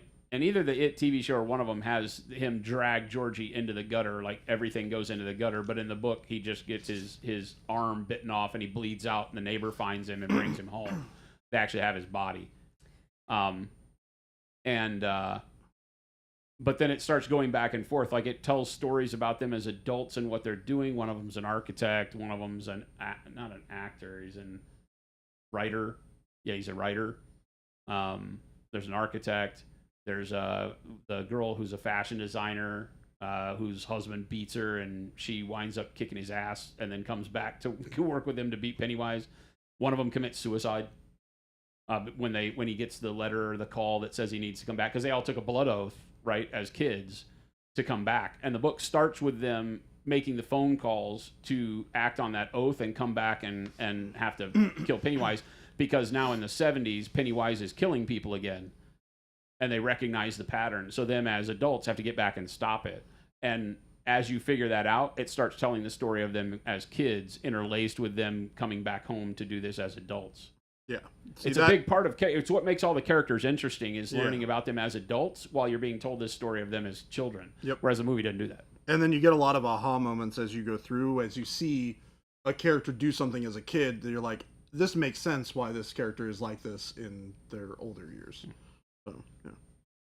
A lot of interesting stuff. Oh, okay. In the movie, it does. I didn't remember enough about the new movies. You like, though, that there are things tied back together correctly. You'll float to recurring phrase in the book. Never has any explanation or purpose, just a thing he says. In the movie, they apply actual context around that. Yeah. More like a sex oath in the book. I mean, they all cut their palms. Pennywise waving an arm is Zambi's follower gift. That's awesome. Georgie, he's running his paper boat down the stream, and it goes down towards the gutter. It goes in the gutter. That's where Pennywise is. They all float here. We all float here. You'll float too.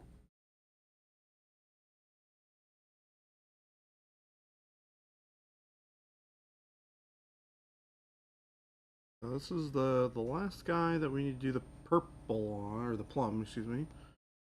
And then we're going to move on to some of the silver next.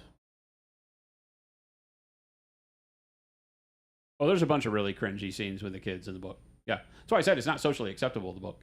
Just listening to it on audiobook makes you cringe a little bit. I mean, it hasn't survived well given social climate stuff, you know. It has a bunch of hard to accept things that were, you know, they were socially poignant in the 70s the same way they're socially poignant now. But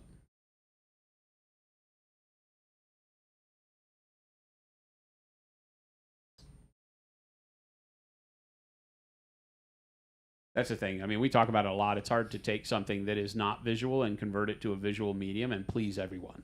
Yeah. I don't know when it's ever happened. Very much difficult. We should think about one that really succeeded more than it failed. Dune? I think that Dune right now is one that's probably succeeding more than it's failing. Yeah. It has some vocal critiques about it. Sure. But a lot of the things I've seen are like, you know, they're using motorcycle gloves as the Fremen costumes. And I'm like, well, what are they supposed to use? Yeah. Only people that ride motorcycles and have those gloves know that those are motorcycle gloves. Yep. It's kind of crazy. Harry Potter, you feel like? Maybe so. I didn't read those books. Jen read some of them, didn't you? I read all of them. How did you feel the movies were compared to the books? I mean, it was cool to see, because the books are, you know, it's this crazy fantasy world of wizards and witches, and, you know, so it was neat to see. There's a all lot of more that. things that happen. I was pleased with all of them. Yes. But The movies. I were good. enjoyed But, the like, Harry my Potter students- movies as a person that has not read the books. I enjoyed the I didn't enjoy the early ones, but as they grew up, I started enjoying them more. They got darker and darker. When the first movie came out, or like when they started making the first movie, I read the book with my class. I taught 5th grade at the time, and they came to the conclusion that they liked the book better. That they like the books better. Yep. Yeah. Which is, I mean, typically as a that's the teacher, way it is. We that's hear that time what and you time hope and for, time and but- time again because the book allows you to create your vision of this world that's presented to you. That's what literature does that is so poignant. Whereas video doesn't allow you to create the world, it's created for you, and it allows for there to be so much more subjective critique. You know, we can all read the same chapter of a book and all come away with slightly different visualizations of what was going on, unless that book is like Anne Rice or some Stephen King stuff or some, who's that guy that I don't like? Brandon Sanderson. Brandon Sanderson. Yeah. Like Sanderson. They don't leave a lot to the imagination, which I think makes them more boring as writers because they tell you every detail, you know? And I get it. They've got a visual they really want to get across to you because they feel it's important. But at some point in time, I think as a reader, you want to be left to create that on your own. So that's always hard. Delicious cornbread. And even those of us who do ride and have those gloves don't care. Exactly, right? I didn't care. Dune is good. Lord of the Rings, somebody said.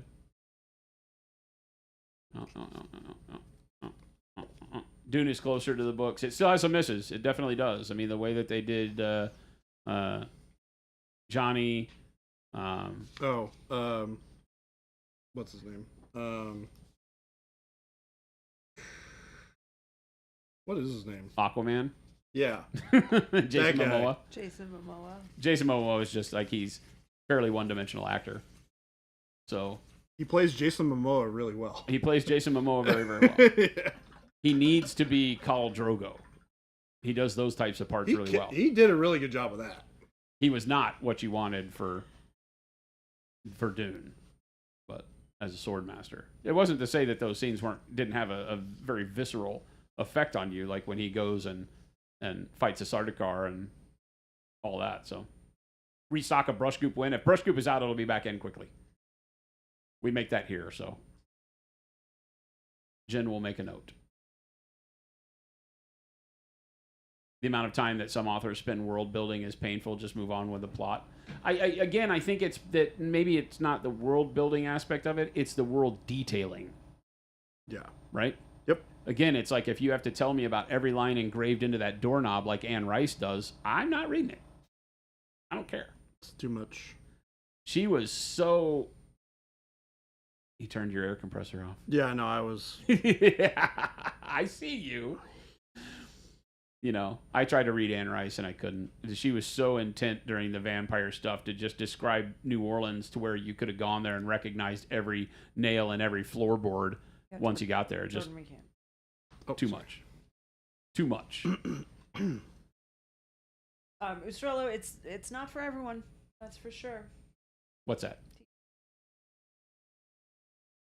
Princess Bride and Holes both had heavy involvement from the authors and succeeded well as movies in my view. Yeah, I didn't read The Princess Bride as the book, but I thought Holes was a great representation. I did not of know the book. Princess Bride was a book. That's the kind of movie that when I watch it, I don't ever think that could be from a piece of literature. Princess Bride? Yeah. The movie is so good as what it is. Oh, yeah. It doesn't seem like it's from I see what anything you're else. saying. It seems like it's written as a Yeah, script I for a got- movie, I and got they you. succeeded greatly. Yeah. I would have never thought it was a book. I also had no idea that it was a book. Well, and there's probably a lot of people that feel that way about a lot of movies, like movie adaptations of books, that, you know, they haven't read the book, so they don't have a frame of reference for it. Yeah. And it's a good story, and they like it, and that's great. But when you read a book and you feel very strongly about that book, and then you try and watch the movie, it's usually a disappointment. I've very rarely been like, oh yes, that was as good as the book. Yeah. It's just not books I would go after. Do I know that Neverending Story was a book? I know there's a book about Neverending Story. Was it written before or after the movie? That I don't know. Leave Johnny Mnemonic. It's not mnemonic, right? It's mnemonic. Johnny Mnemonic. Like like a mnemonic device. Exactly. And Keanu Reeves was in that. Why they're redoing that? That's horrible. Neuromancer would be good to see a series about, right?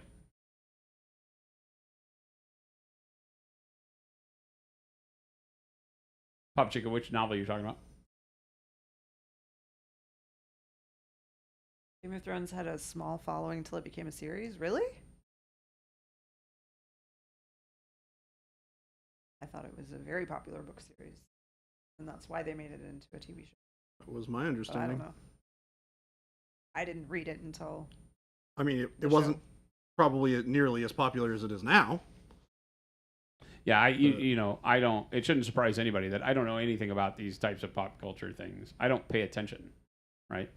I go into everything with a fresh mind. I walk into damn near everything thinking, unless it's Dune, because I grew up with Dune, right? The Foundation series, I know a lot about. The you know, things like that come from my childhood of reading sci-fi and, you know, some fantasy. I'm not as big a fantasy reader as I am sci-fi.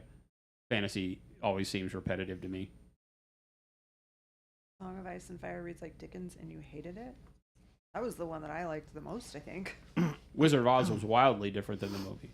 Yeah, I mean, Wizard of Oz was a very political statement book, one that most people don't understand. And in the movie, they just made it a you know, a coming of age trope having to do with a tornado and getting back to Kansas. Teach me. Hello. Hello, T. What's going on, Teachman?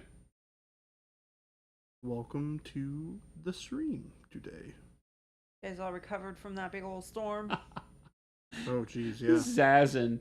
If there's one thing I could wish for everyone is that we could remove the Lawnmower Man movie from existence so that nobody has to suffer through it.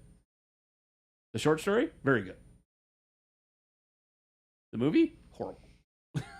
But I mean, to their credit, it was made at a time before CGI, you know, and they were having to do it with like practical effects and stuff. It's like watching Altered States. Altered States did a lot better, but same kind of thing.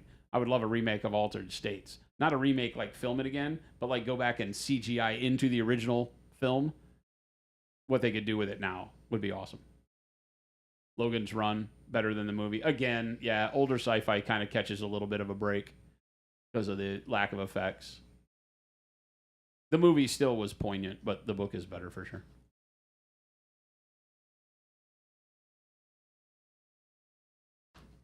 Yeah, Lawnmower Man as a movie is like, what is this? What is this? I mean, he was experimenting on the lawn guy, you know, and waiting on some people to remove a giant tree. Oh, did you have a big tree go down? That sucks. Hopefully yard only. No cars, people, or houses destroyed. Maximum Overdrive. That's the one where in the movie they put the Green Goblin on the truck, right? Big semi with the Green Goblin face on the front. Am I thinking the right one?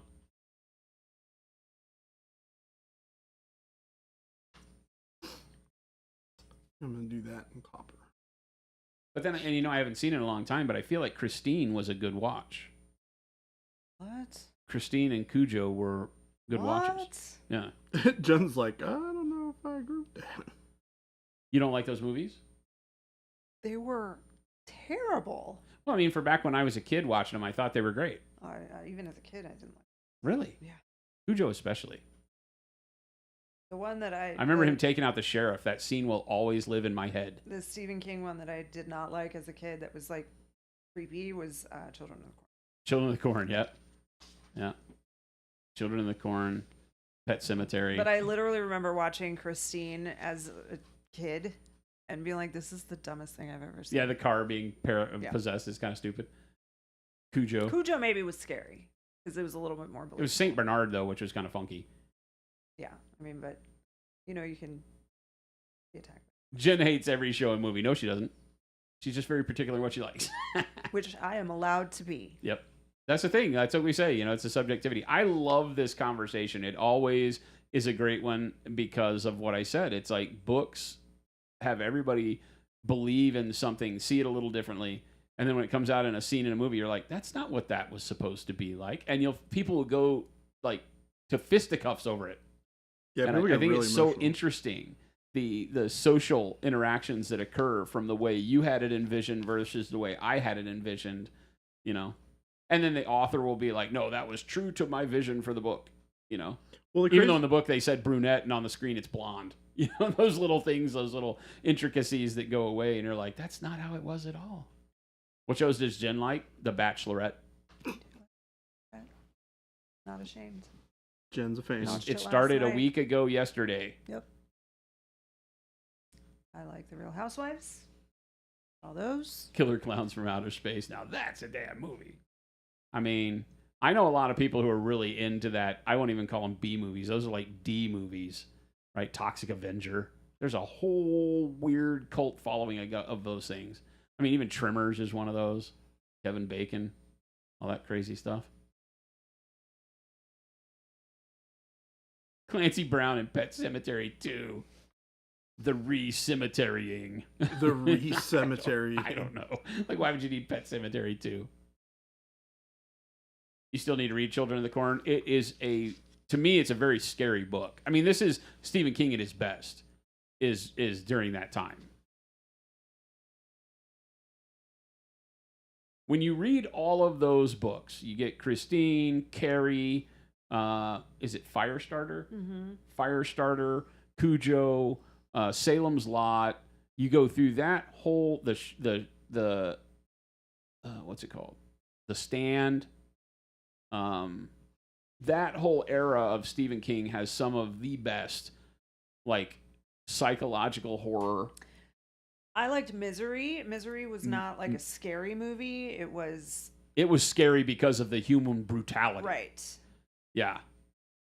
That all of that. So Misery and was then good. read all those, enjoy them for what they are as a book, and then read the Dark Tower series. Misery was great as a book. You think it's important to read those first? Yes, because it ties all of them together. The Dark Tower universe is where everything occurs, and it pulls and explains sometimes in single paragraphs, short single paragraphs, explains things you would never understand from, like, Salem's Lot. It pulls things together from Carrie, Firestarter, Pet Sematary, Misery. It has something with all of. There's a big map that a fan did that is a 3D interactive map on the web that will give you the circular. It's like the rings of Saturn, and it shows where all the characters from different spots show up, and in what order you need to be reading the books in order to get the most of it. Okay, that would be cool. Yeah. I Like, gotta you can find read, that. like, the Dark Tower book 1 and then book 2, and then go read Carrie. And I'm not saying this right. I need to be looking at the thing. But it has this reading order for if you want to see how everything really falls into the universe. Now, But don't watch that Castle Rock show because it doesn't. I mean, it was a good show, but it does not fit in any kind of timeline. correct. 'Cause Yeah, Misery Castle was Rock is not part of the that. That's Misery done by somebody else. The season that focused on the Misery one was like she was younger. Yeah. I felt like than she was in the movie. It was so good, though. It was Castle good. Rock was really Castle Rock good. was a good show. It was really good. I have not seen Dr. Sleep. I've heard the book is really good. The movie, not so much, but. For fantasy, Jason and the Argonauts and Sinbad movies with Ray Harryhausen. Yeah, oh yeah, definitely. Those were my favorite growing up. Golden Voyage of Sinbad. I think I Jason and the remember. Argonauts. Those are great. The Cyclops, all the great, like the big golem where they open up its ankle and all the steam comes out and kills it. Great stuff. Harryhausen stop motion animation was fantastic.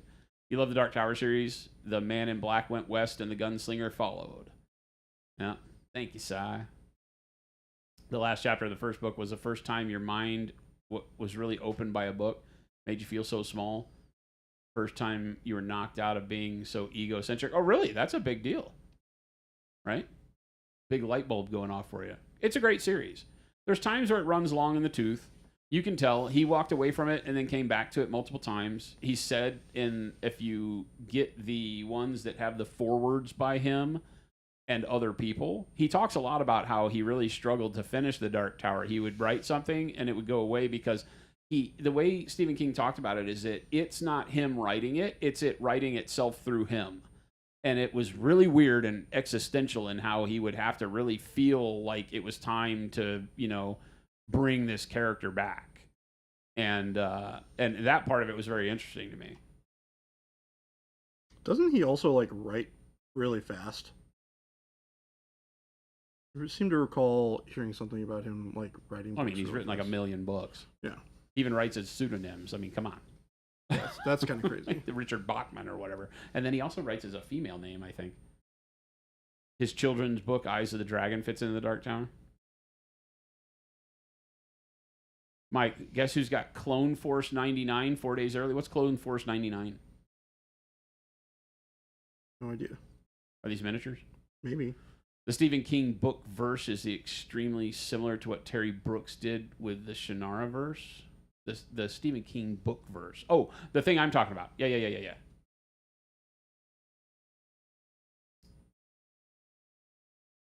Papa Chicken, Dr. Sleep. I need to read it. I recently reread The Shining, which is always a struggle to do because the movie is so fantastic and the book is so fantastic and they have very little to do with one another. That's an interesting one to talk about. We've talked about it on stream before, is we talk about how people will say, oh, the book was much better. What about in something like The Shining, right? It's Kubrick, right? So yeah, when Kubrick did The Shining and decided to go so counter to the storyline with it, but still turned out a phenomenal movie. Yeah, it's like a 10 it's out like of 10 they just for share a name, a ton of people, and a generality of theme, but they are not the same, And we say that about a lot of things, like The Dark Tower, right? The Dark Tower movie was not the book at all. It had some similarities in names, right?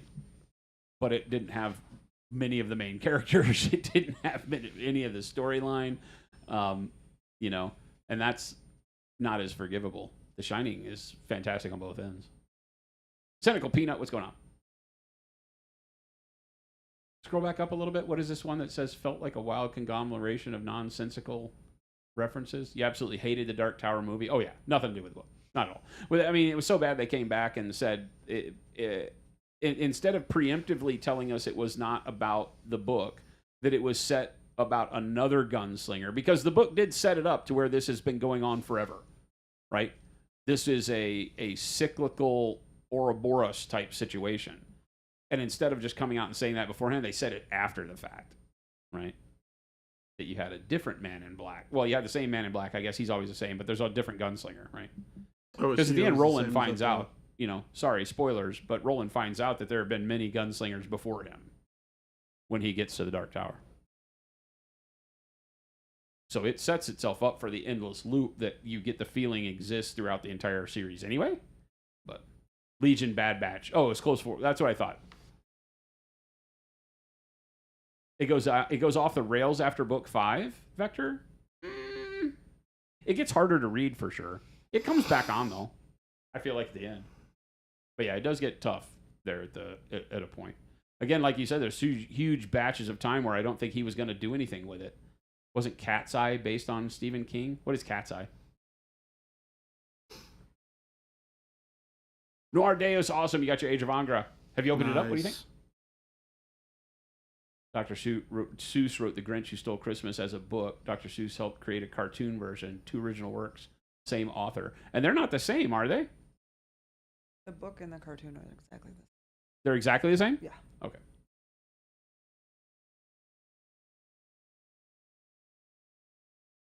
So I don't understand your point then. Some people think The Shining proves the moon landing was faked. I'm sorry, what? What? Worst movie adaptation video game. Somebody else says this. It might be you every time, but every time we have this conversation, somebody always brings up World War Z. I do not believe, if you go back and look, that World War Z as a movie was an adaptation of the book. Was it?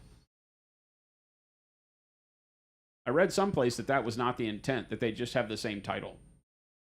Because none of that is trademarkable.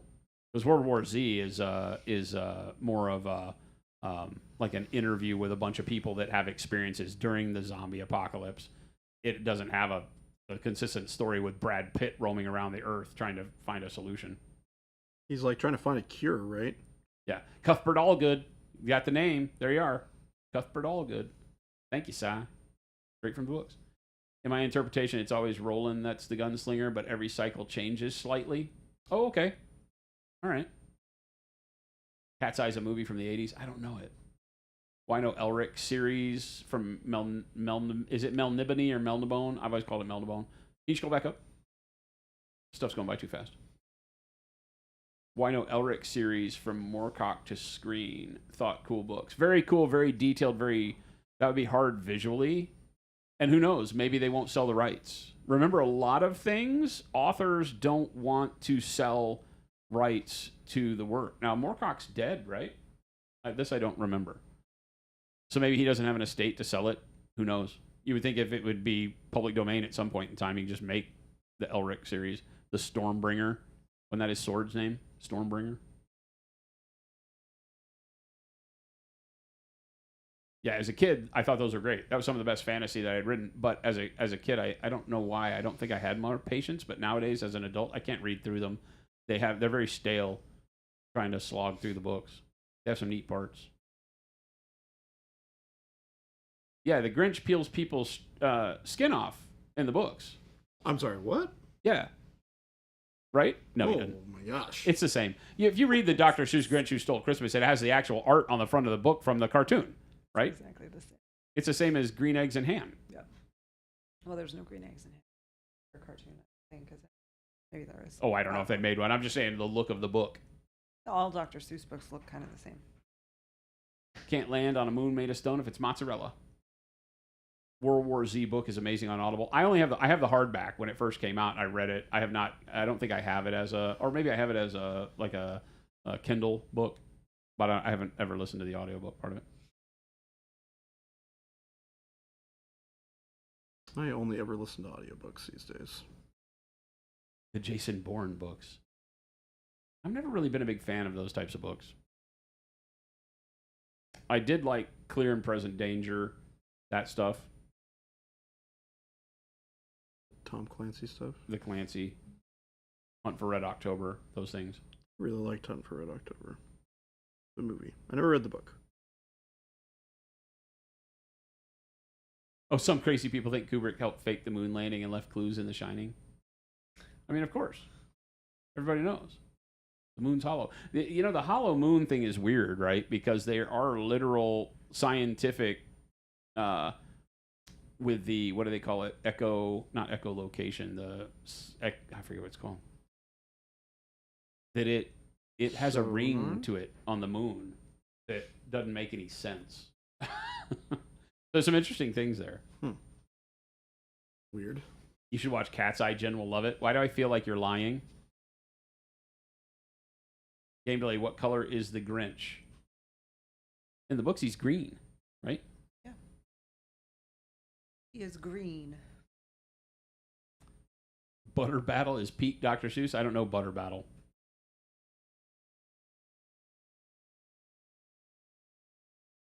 Mike, each interview is a different actor. Oh, in the Audible book. Yeah.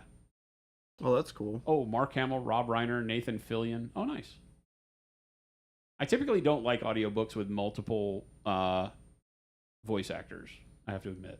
The only ones that I've liked that way are the first Formic Wars, the Ender universe prequels, that they do a different reader for each of the scenarios that are going on in the book. I think there's 4. Those are good. That's the only one that I've ever liked. I've listened to the full theatrical readings of like Aliens, and they don't work because they make me want to look at something because it feels too much like a movie, and it becomes frustrating. I want one author, or I want one reader to read the entire thing, all the parts, because then it puts me in the mode of being able to visualize it on my own. I'm weird like that. Well, I don't think that's weird at all. I think that makes a lot of sense to me. Because when it's like... It feels like I'm listening to a movie, so I always want to see it because all the actors are talking. Right, and I think that's because it's different, like cadence, pitches and count, or it doesn't lull you into that flat line of just the story. Exactly. Yeah. And I think that even when you get like different pitches to have different characters, like they're all pretty similar, and it still feels like it's kind of like droning on. Yeah. So it gets into your brain, and you stop thinking about it as listening to a book, and you just start like You're just in the story. visualizing You're the literally story. just there. Yeah. Yeah, I think that's what happens. He's white in the book, says Game Delay. Look at this up, Jen. The Is book Game is Delay black. The book is black and white. well, There's no color in the book, like the original book was. just the cover just has drawing. color, right? The cover was like red, maybe, Oh, or it's green. Game Delay's just Colors jacking green. with us. They crashed a spaceship into the moon and it rang like a bell for hours, allegedly. No, I mean that's what they said, but they've since done seismic testing and they have a type of ground penetrating sonar that they can actually do from Earth, right?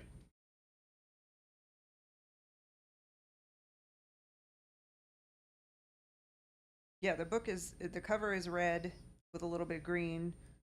Book is mostly black and white with a little bit of red and probably red and green. Yeah. A little bit like his eyes are red in the book. Oh, cool video game. I might listen to it at some point. I remember really enjoying the book. It's very short. World War Z is very short. It might be 120 or 150 pages. I was so shocked when you told me that for the first time. It's a short book. I mean, like the hardback version, the spine of it in my library is not even an inch thick. Oh wow. Yeah, it's a short book, and it's not even full size. It's like a 9x6, medium size hardback. Yeah. Or I don't know what size they are, but I actually really like that medium-sized hardback scale. it's more manageable. Yeah, it's like it's not so big that it feels super unwieldy like the big ones can feel. I don't do real books Yeah. anymore. Yeah, I don't know I know. even the last time when I thought about buying a real book was. If it was like a picture book to go on the coffee table. Art books are the only ones I'll buy. Yeah, art books and stuff. Panic Bomb, he's white on the cover because It's in black and white. he's white in the whole book. Cover has red on it Yeah, and green, but yeah. The Expanse is a good series to read. It's a great read. All the Expanse books I did on Kindle. The I would read audiobooks those are when good. flying, back when they were first coming out, and then I picked up and I got a couple of them on Audible, and then I stopped at around I want to say book 5, Mm-hmm. something like that, because it took a long time for the next book to come out. Whatever it Yes. was when I was reading back in the early 2000s, mid 2000s, or whatever it was, and I caught up to wherever it was, and then the wait was too long, and I never went back. Yep. And then the video series came out, right? Yep. And that is one of those, like what we're talking about. It bummed me out because the political intrigue didn't exist at the level that the books did, and that's what the books were about. Yep. The Right. series basically ends, the TV show series ends at the end of book 6. Okay. It like, Where they go to the planet, they go through the portal, so, wind up on the planet. well, no, you're thinking about season 3 maybe. Oh, I don't remember. So Was season that early on? So season 3 is when they go through the gate Mhm. for the first time. Oh, okay. And that whole season is them being stuck. On that planet with the refugees. No, that's book 4. Okay. Book 3 is them being stuck in that space. Oh no, I'm talking about when they go to the planet That's with the book 4. refugees that just bolted through the gate. That's book 4. They go chase them. Yep. Yeah. And then book 5 and 6 are sort of a two-parter. Okay, that's when I And stopped then- reading. And then book 7 takes place like 40 years in the Oh, future. okay. Gotcha. In space, And then- no one can hear you scream. Technically true.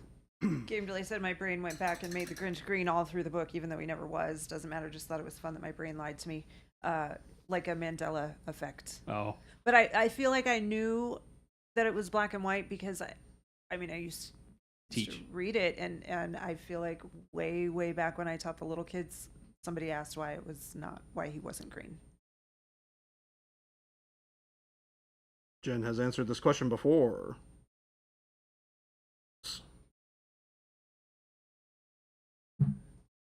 Big Cheese. I think it's LADAR, right? It's not sonar.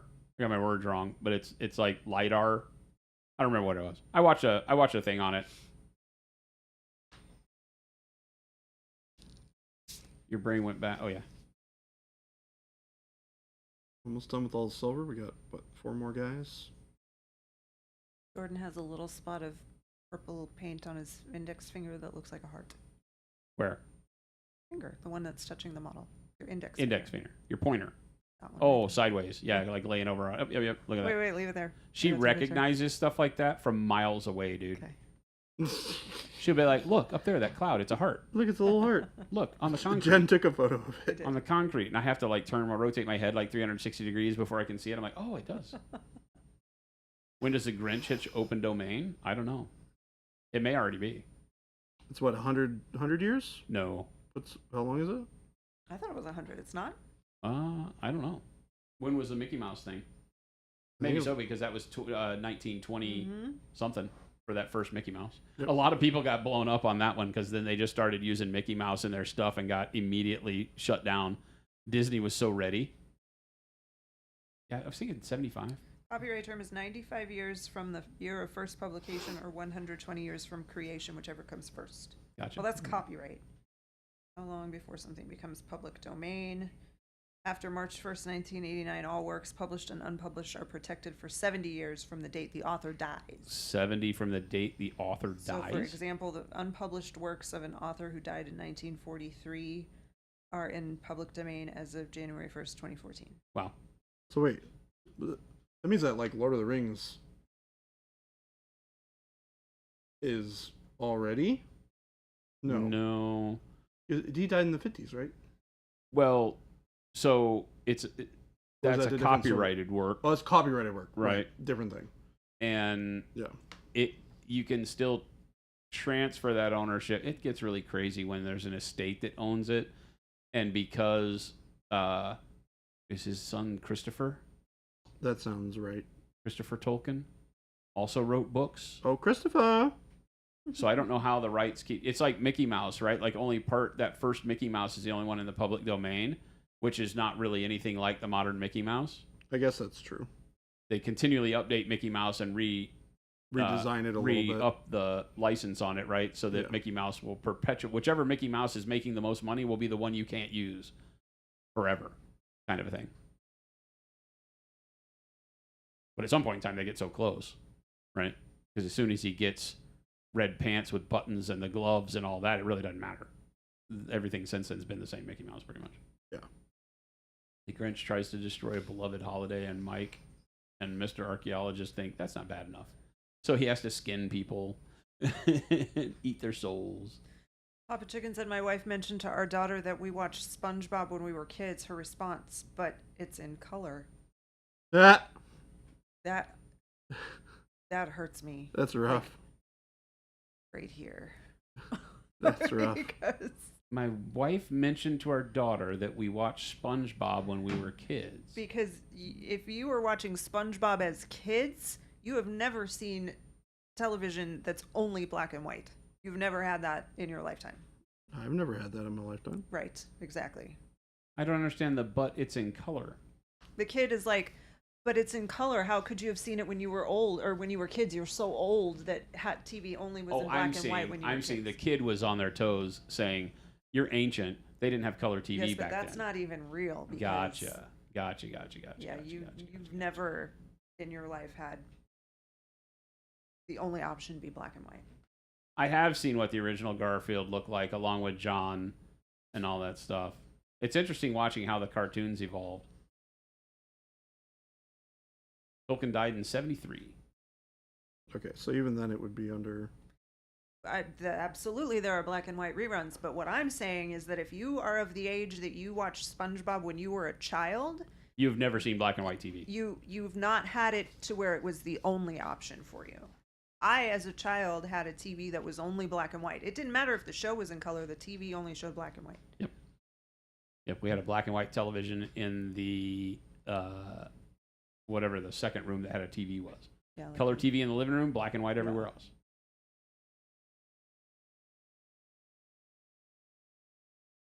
My grandmother had a 5-inch diagonal black and white TV on the table where we ate dinner. Yeah.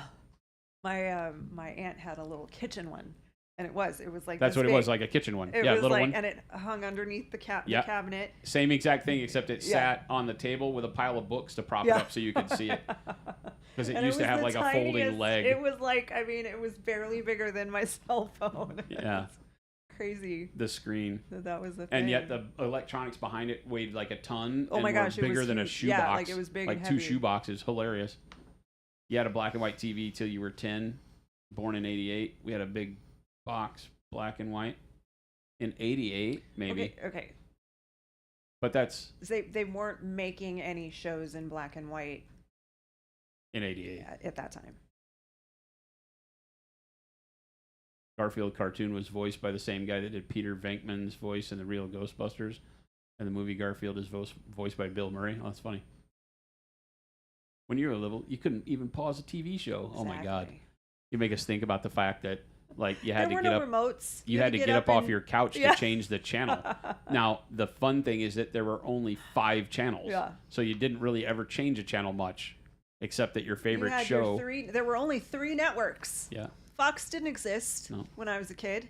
There was no Fox. It was We had ABC, 4, CBS, 4, 5, PBS. 8, and 11. You always had a local. ABC, CBS, NBC, PBS, and then like 2 local channels. Yeah, So we yeah, had maybe one. 6 In channels. Dallas, Texas, we had one. We had 4, 5, 8, 11. 4 was CBS, 5 was NBC, 8 was ABC, 11 was the local, and 13 was PBS. And then you had UHF Channel 39, which was like the precursor to cable. Channel 39 was There you go. all the stuff put together, right? Jay Tyler knows. Yeah. Black and white TV as a kid. Black and white TV, 2 dials, no remotes, 3 main channels. Yeah. That's it. Yeah.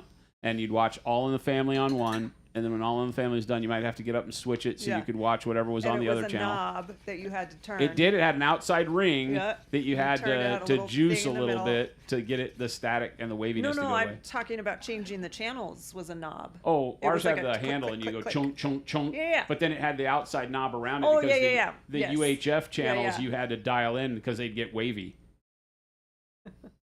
What channel was Skinamax? That was on TV. Remember On TV? On TV was a terrestrial-based microwave something. It was like a bunch of big K-band satellites. I mean, Skinamax was Cinemax. Yeah, Cinemax. It was not a channel. Yeah. You would get Cinemax is HBO cable. on a thing called On TV first. Before there was any cable, it was called On TV. Oh, Google yeah, it. yeah, I remember this. Google it. Yeah.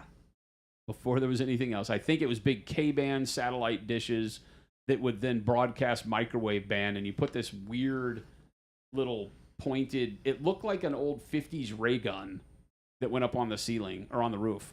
It was just a rod with a bunch of little spirally bits on it, and you couldn't get hardly any visual out of it at all. Skinamax was the blue, green, black, and white wave static stuff. Where you hope that you could get it dialed in just enough to see something. You could hear it. Oh, the audio came through fine.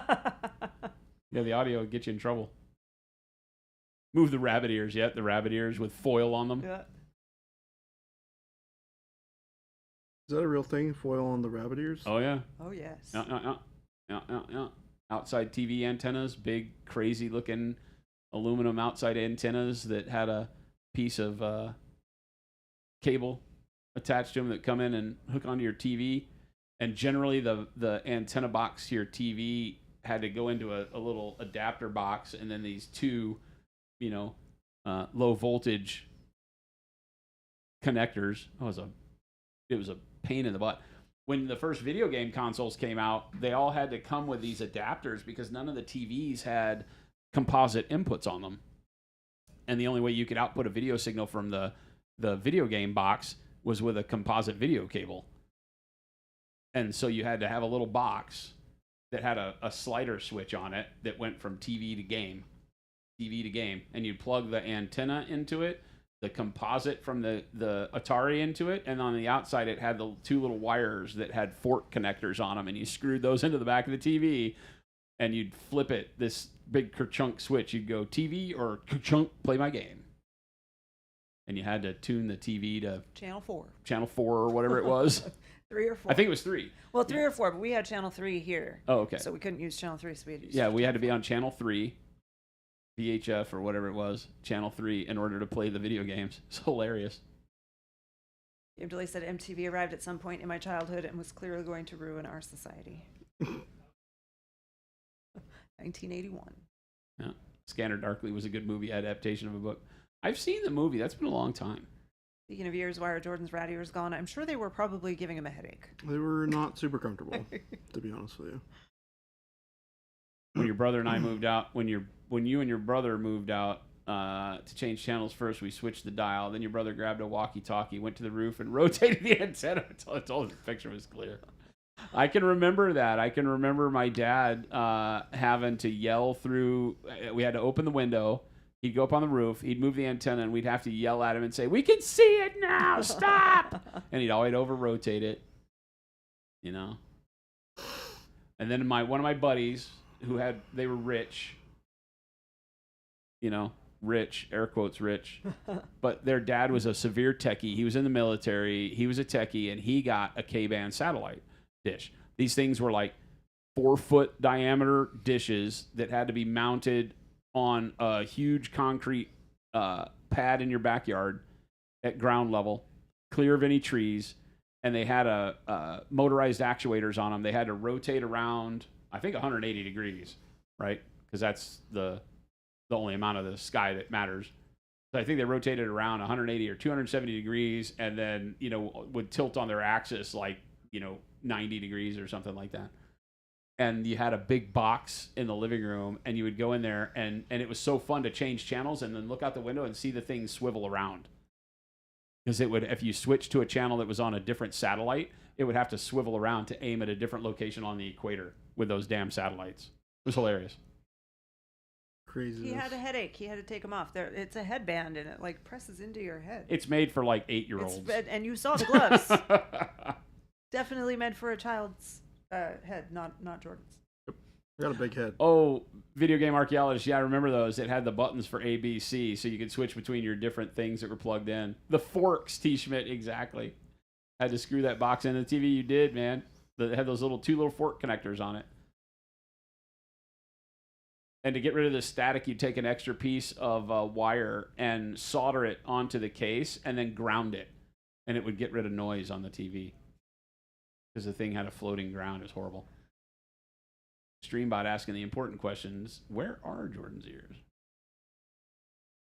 Pong, the TV video game we thought was amazing. At the time, it was like crazy. From Pong to Elden Ring. This is a lot of people use this as an argument to say that there is no functional way without some other type of interaction that we could go from nearly no technology to where we are now in the span of time we've done it. You know, the people that talk about Area 51 and like alien technology influence and all that stuff. And when you really dig in, it's like, I don't buy into the crazoid theories and all that, but it really does raise a good point, is that at no time in history have we seen a leap in technology as far as we have in the last, 100 years now or whatever it's been. Well, I mean, you look at the big discoveries and things that make it easier for people to share information are the biggest things that leapt forward technology, right? Like, think about like light, right? Well, they're not bigger than the wheel or fire. Well, but those started the roll, right? From the time they invented the wheel to the time we had an airplane was not like from the time they invented the microchip to the time we have Elden Ring. Right, but it gets exponential, right? Like the more the technology advances, the higher the level of technology, the easier it is to innovate and discover more technology. There's more information. Don't think that's the way that works. Why not? No, honestly, why not? Because I like to believe in alien inclusions. Oh, fair enough. Microprocessors. We want to believe in aliens. Anything can be As real. kids, we'd run through the neighborhood and move people's dishes just to mess with them. So mean. Like, oh, and if you did it manually, you messed up. They had to have a technician come out because it might not ever catch back up because it was synced to, they would align it and say, okay, that's sync. And then it would be based off of that 0 point. And if you moved it, it would not know where its 0 point was. I remember my friend's dad got so mad when it was high winds and the winds would move it. Because then he couldn't watch anything. Best tech ever, yes. Talking about Skinamax with wavy lines, were we? This is not that kind of channel. You got the bright idea as a kid to record it on VHS tape, smack dab in the middle of something. When Eagles Dare. Oh, no. And then your family was watching back Where Eagles Dare. No, Where Eagles Dare, I parents think... never watched it, thought I was safe, then they loaned the tape to grandparents. Didn't Where Eagles Dare have Clint Eastwood? That was a good movie. Refrigeration, best tech ever. I mean, that and toilet paper rank very highly for me. What he said about toilet paper? I could live without bread. I could probably live without the wheel. I need fire. No, you would not want to live without the wheel. I need fire. Wheel's pretty important there. The wheel Jason. is very Electricity. important. And toilet paper. Electricity's a big one. Concrete was a big advance. Yep. It's funny that rebar in concrete was a huge advance. Oh, yeah? There was concrete long before there was reinforced concrete. We still don't have the technology to visit or contact the species that gave us the technology to play Elden Ring. I know, right? It's because they locked away that part of the brain we don't use, and it's on a timer. And every decade, a little squirt of information comes through the blocker in our heads, and we make something else. Wearing conspiracy theories for style. Papa Chicken, back to talking about old school stuff again, and I just have a hard time with it. 'Cause he watched SpongeBob as a kid. Fully grown professional adults when SpongeBob was a Video kid. game archaeologist says satellite dishes were just a gimmick from the big globe industry to get us to think the world was round. Everybody knows the world's flat. I had that revelation the other day that you never see baby pigeons. Oh God, she did. She comes to me and she goes, I read something today, or somebody said it on chat or something. She goes, it was not in chat. It was something like on Instagram or something. it's like you know what? You never see baby pigeons. And so I was And like, I was so like, now all birds are fake. And she goes, well, at least pigeons The are. pigeons for sure are.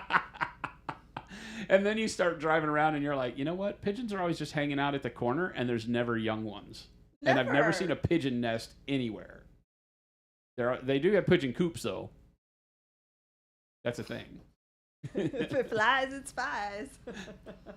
Your dad turned your bedroom TV on once in your adolescent days and pressed the previous channel button on the remote only to have a stern talking with you. Was it the birds and the bees talk?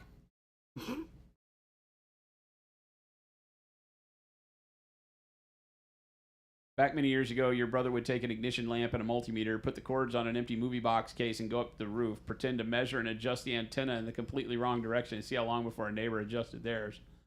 Oh, wow. Just to fool them. If it flies, it spies. Birds aren't real. You guys are nuts.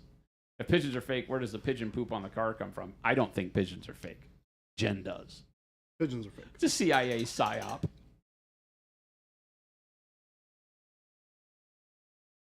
Shark says, Jordan, do you enjoy painting horses?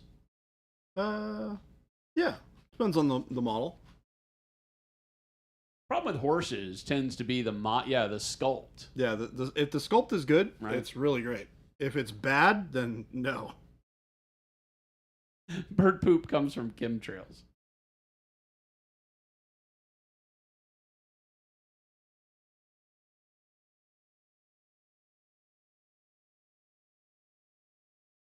Wasn't it just recently that someplace in the Middle East was cloud seeding so much that they flooded? Wait, what? Yeah, I feel like that just happened last year or something like that. Does anybody else remember this? I don't even know what that is. Someplace like Dubai or one of those countries with more money than sense was paying to have their clouds seeded to get rainfall. And then they wound up getting like torrential rainfall and flooding. Oh my gosh, that's funny. I feel like this is a thing. Bird poop is a discharge of the small fusion reactors powering them. I mean, I would think that's probably closer to reality. I just hope there's people that are joining us for the first time that go, what kind of nonsense did we just walk into? Yeah. The hollow moon welcome to that us. there's an entire factory churning out fake spy pigeons on the dark side of the moon, right? Yep. Spy pigeons. That's why we haven't ever been back, because the pigeon gods told us not to show up again uninvited. Qatar flooded themselves. That's what it was, Qatar. It was this year? Oh, yeah. For the first time ever, you've seen a pigeon nest and you're not young. Yeah, right? Isn't that crazy? Like, where do they nest? I think they eat their young. The only pigeons that are alive are the original pigeons. The original pigeons. They're literally the gods of this planet. They're the gods. They can barely get out of the way of your car because they're so old. Awesome. If it wasn't for the competition from the cats, the pigeons would have taken over the world already. If you give cats opposable thumbs, we're doomed. Yeah, please don't. Cats are...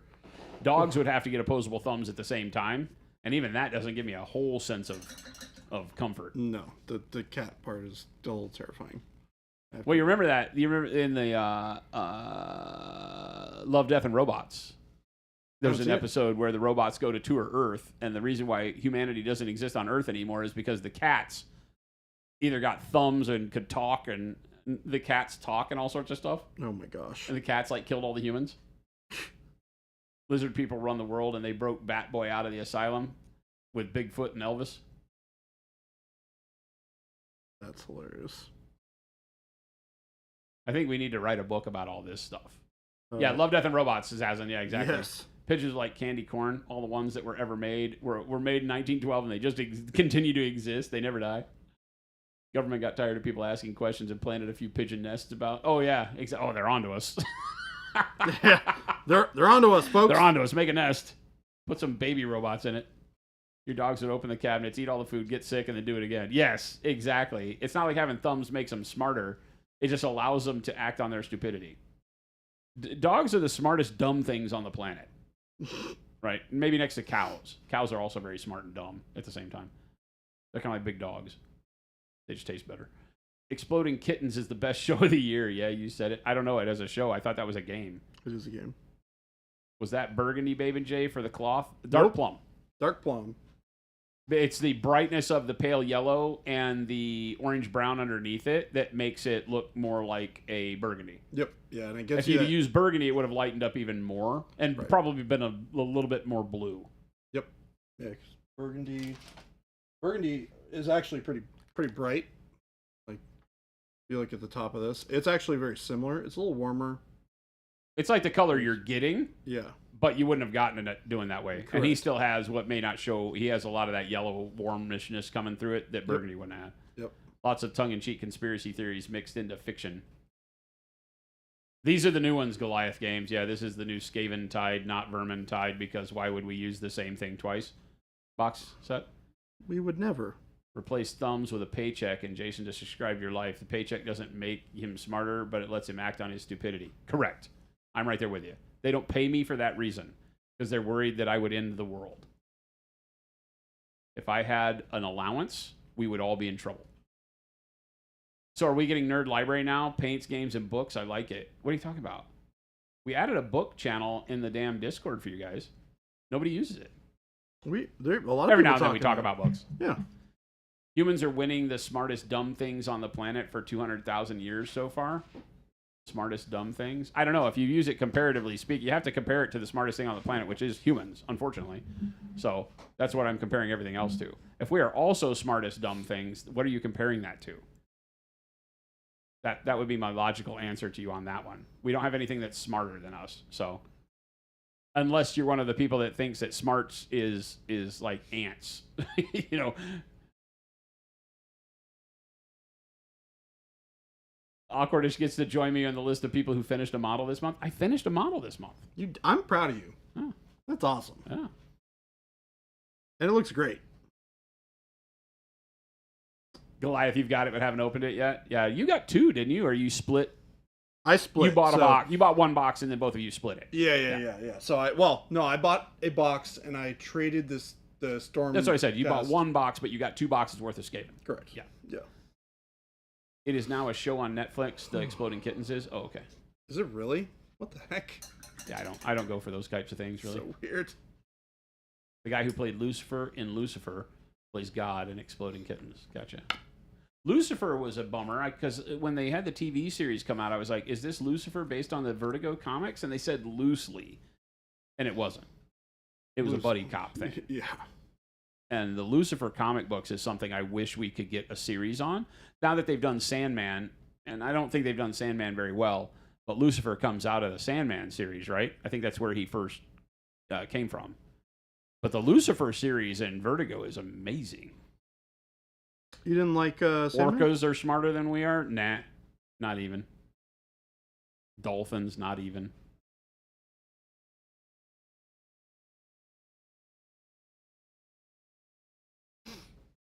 T. Schmidt finished a model this month, even through the storms.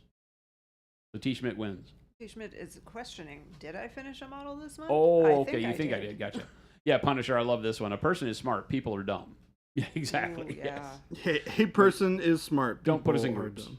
People are dumb, panicky animals. Yeah, Yep. group That think is that was George true. Carlin at his finest, right? Put us in groups. We're horrible. Dogs are pretty smart. Yes, they are. And lovable. We don't deserve dogs. Especially Cora. Jordan needs 2 more boxes worth of Skaven. No, he doesn't. Jason's like, God, no, please.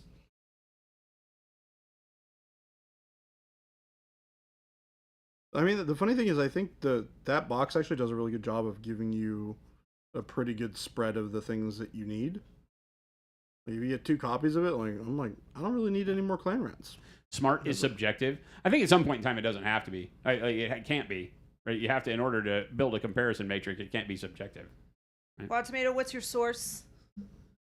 That So sounds it looks made like up. pigeons only lay 1 or 2 eggs at a time, and often the babies are fed pigeon milk, a fluid produced by both parents that is fat and protein rich.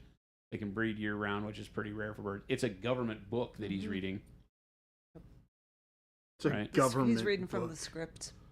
He's reading. If you go back from and this. check the web where he's reading on Wikipedia, it says that was input by the CIA.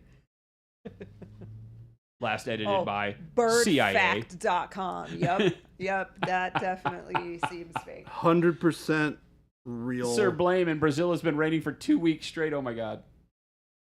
I can remember those times on the East Coast, and even in Texas, we would have rain, like not constantly, but enough to where it felt like constantly for weeks. I mean, And you're talking to Jordan. we don't get that He's here. from Washington. Yeah. Yeah. Seattle, it rain every day. Uh, Dolphins and killer Can. whales are smart. I'm sure they are smart, but they're not as smart as humans. I mean, octopuses are smart, right? Squid No, are smart. now, as a species, I think we can make those generalizations. But sure, are there some dolphins that are smarter than some people? Probably. Guaranteed. yeah, I There are think dogs that's, that are smarter than some people. Exactly. That's so a this pretty is all easy- relative. You had a sign on your office door that said meetings. None of us are as dumb as all of us. Your department chair tore it down or took it down after 8 months. That's one of those demotivating posters, right? They call them demotivators. I subscribe to an Instagram channel that has those, and I used to have some at my office in Lutron when I worked in Pennsylvania. Oh, did you? That's funny. Yeah, that was when I first found them, and you could order them on the web. Then I got a couple. I don't remember what they were. They were small ones because we were in like a cube farm. I didn't have a real office there. Look up photos of baby pigeons if you want to believe in Aliens. aliens. Oh, are they crazy looking? Dolphins are smarter than people who live on Twitter. Twitter's just never been a place I paid attention to. I've never cared about It's Twitter. not the kind of way that I like to consume my information. Yeah. It's just a bunch of blurps about nothing and Yep. angry people. You know, but Instagram, that whatever they have, what's it called? The Oh yeah, Threads or something. Threads. Yeah, That's the same nonsense. Oh, do they have that now? Yeah, they've had it for a while. they've had it for a while. It's never really Since, succeeded. I don't think. Since Elon Musk took over Twitter. Oh, he just wanted to make it more like Twitter, right? No, What color they are were you trying using to to do the make wood it the base layer? anti-Twitter because Yes. they didn't like That Elon caramel Musk. brown for the wood. No, this is drab brown. Drab brown, thinned down over the base coat. Yeah. So it's being more of a filter. He's not painting it on opaque. Yeah, exactly. He's letting all of that pale yellow and orange brown show through. Yep. The only thing that's being relatively well covered up by it is Metal. the metallics. Metal. Schmidt said, so if we move away from Twitter, does our IQ go up? And I would say that depends Yes. where you move to. Yeah. Well, yeah, sure. Yeah, there are No, not That's also true. necessarily. there are options that you can move to that are worse. There are not many of them, but they exist. Twitter has never really succeeded either. What? I mean, it was valued at $40 billion or something I like think that. it's doing just fine. I feel like it was doing great. That doesn't Been mean around for- that doesn't mean it has any value. Let's not get these things confused. I feel like it's been around longer than MySpace was. Video game archaeologist says, does a fly see better than our eyes, or are they adapted differently? What's smart is just different adaptation style. Some creatures don't develop it because their needs are met and they have no use for it. Well, then you have to come up with a better definition of smart, because that's not the way that works. Here's the thing, though, is that, humans are the only ones who can define something. Correct. So it's our definition. Yeah. It doesn't, I mean, we True. can acknowledge that there are creatures out there that have a lot of intelligence, but they're not going to be the same as human intelligence. No, they're not going to build skyscrapers tomorrow. They're not going to engineer anything or perform great mathematic feats. They're not going to go to the moon or fly, except unless they already do, like birds, But birds don't understand that they fly, right? Well, the pigeons might, because of the microprocessors. Because of the microprocessors. Because of the microprocessors.